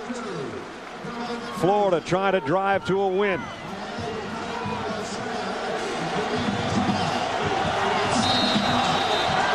(38-33). Now it's Miami trying to cling to their lead. A minute to go. Leak in trouble, trying to scramble out of it, heading for the first down. Sticks. He didn't quite get there. He didn't get it, and he didn't get out of bounds. So the clock runs. And it's under 50 seconds, and it's going to be 3rd down and a yard. He has to hustle his troops up to try to pick up the first down. They've got one timeout left, 40 seconds, clock winding. Leak trying to line his troops at the 40. He needs to get to the 39. Last time he had a quarterback sneak, he got popped, and he got popped again. I don't know.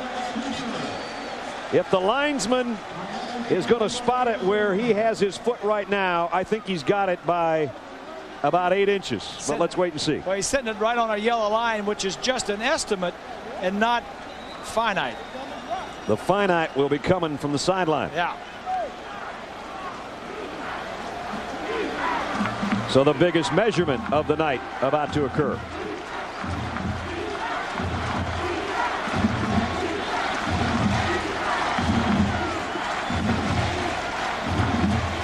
Got it. First down, Gators. Under 30 seconds.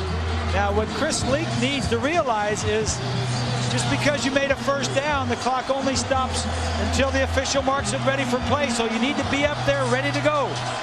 He's got him up there. Steve Shaw, the referee, trying to get out of the way. There you see the wind Bob's talking about from the gun. 4 wideouts for Leak. Crowd deafening for the Canes defense. Streak down the sideline again, and he got Baker again. Same play as earlier. First down, 19-yard pickup. Baker is 6'3", going down the sideline, and you're right, twice they hit it. That's Marshall, who is 6'1". He just needs to make a play on it. Right at the 20-yard line with 15 seconds left. Remember, they have one timeout left. They need a touchdown. Chris Leak. This time he's intercepted. Miami will survive it. The ball is still loose. Alfonso Marshall picked it off. It's been blown dead, and the Canes dodge a huge bullet.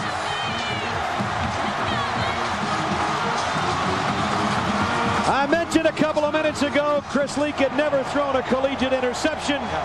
He just made his first mistake. It's just tough to ask a true freshman to do what they wanted him to do. He can make some plays, but you're going to have some problems too. Up here. Because he did it the other 2 times, he thought he could do it again. And that was probably wrong. He probably should have gone somewhere else, because Marshall is a 5th-year senior, and he knows you're coming back. Chris Leak's going to be one heck of a player. Yes, he is. But he's got a lot of growing pains to go through, and this is one of them. Meanwhile, the last snap of the ball game, the ball will be in an ex-Gators hands. Brock Berlin throws it a mile in the air, and the once a Gator, always a Hurricane in the case of number 7. Wow, what a ball game. And look there's the buddies, there's his old roommate. Yep. And that's not the only hug you'll get from the Florida players. As you can see right there, Rand Carthon's part of the group as well. There'll be better days, you can bet, for Chris Leak. There weren't many better days than the second half we just saw from Miami. Let's go down to Swanee. Brock, every kid in every park fantasizes and dreams about being in the shoes you were in tonight. You had what, by all standards, a miserable first half. What happened in the second half to turn this around? I'll tell you what, man. First of all, I just want to thank God. You know, God brought me through this. I asked God to give me a piece the second half, and He really did. He gave me a piece, and I felt good. I let my teammates play. My teammates played unbelievable. I couldn't have done any of this without them. They're unbelievable teammates, and it was a great victory. He gave you more than a piece. He gave you a rock or a boulder. Let me ask you about your mindset. One play in the second half, you throw it directly to a Florida player.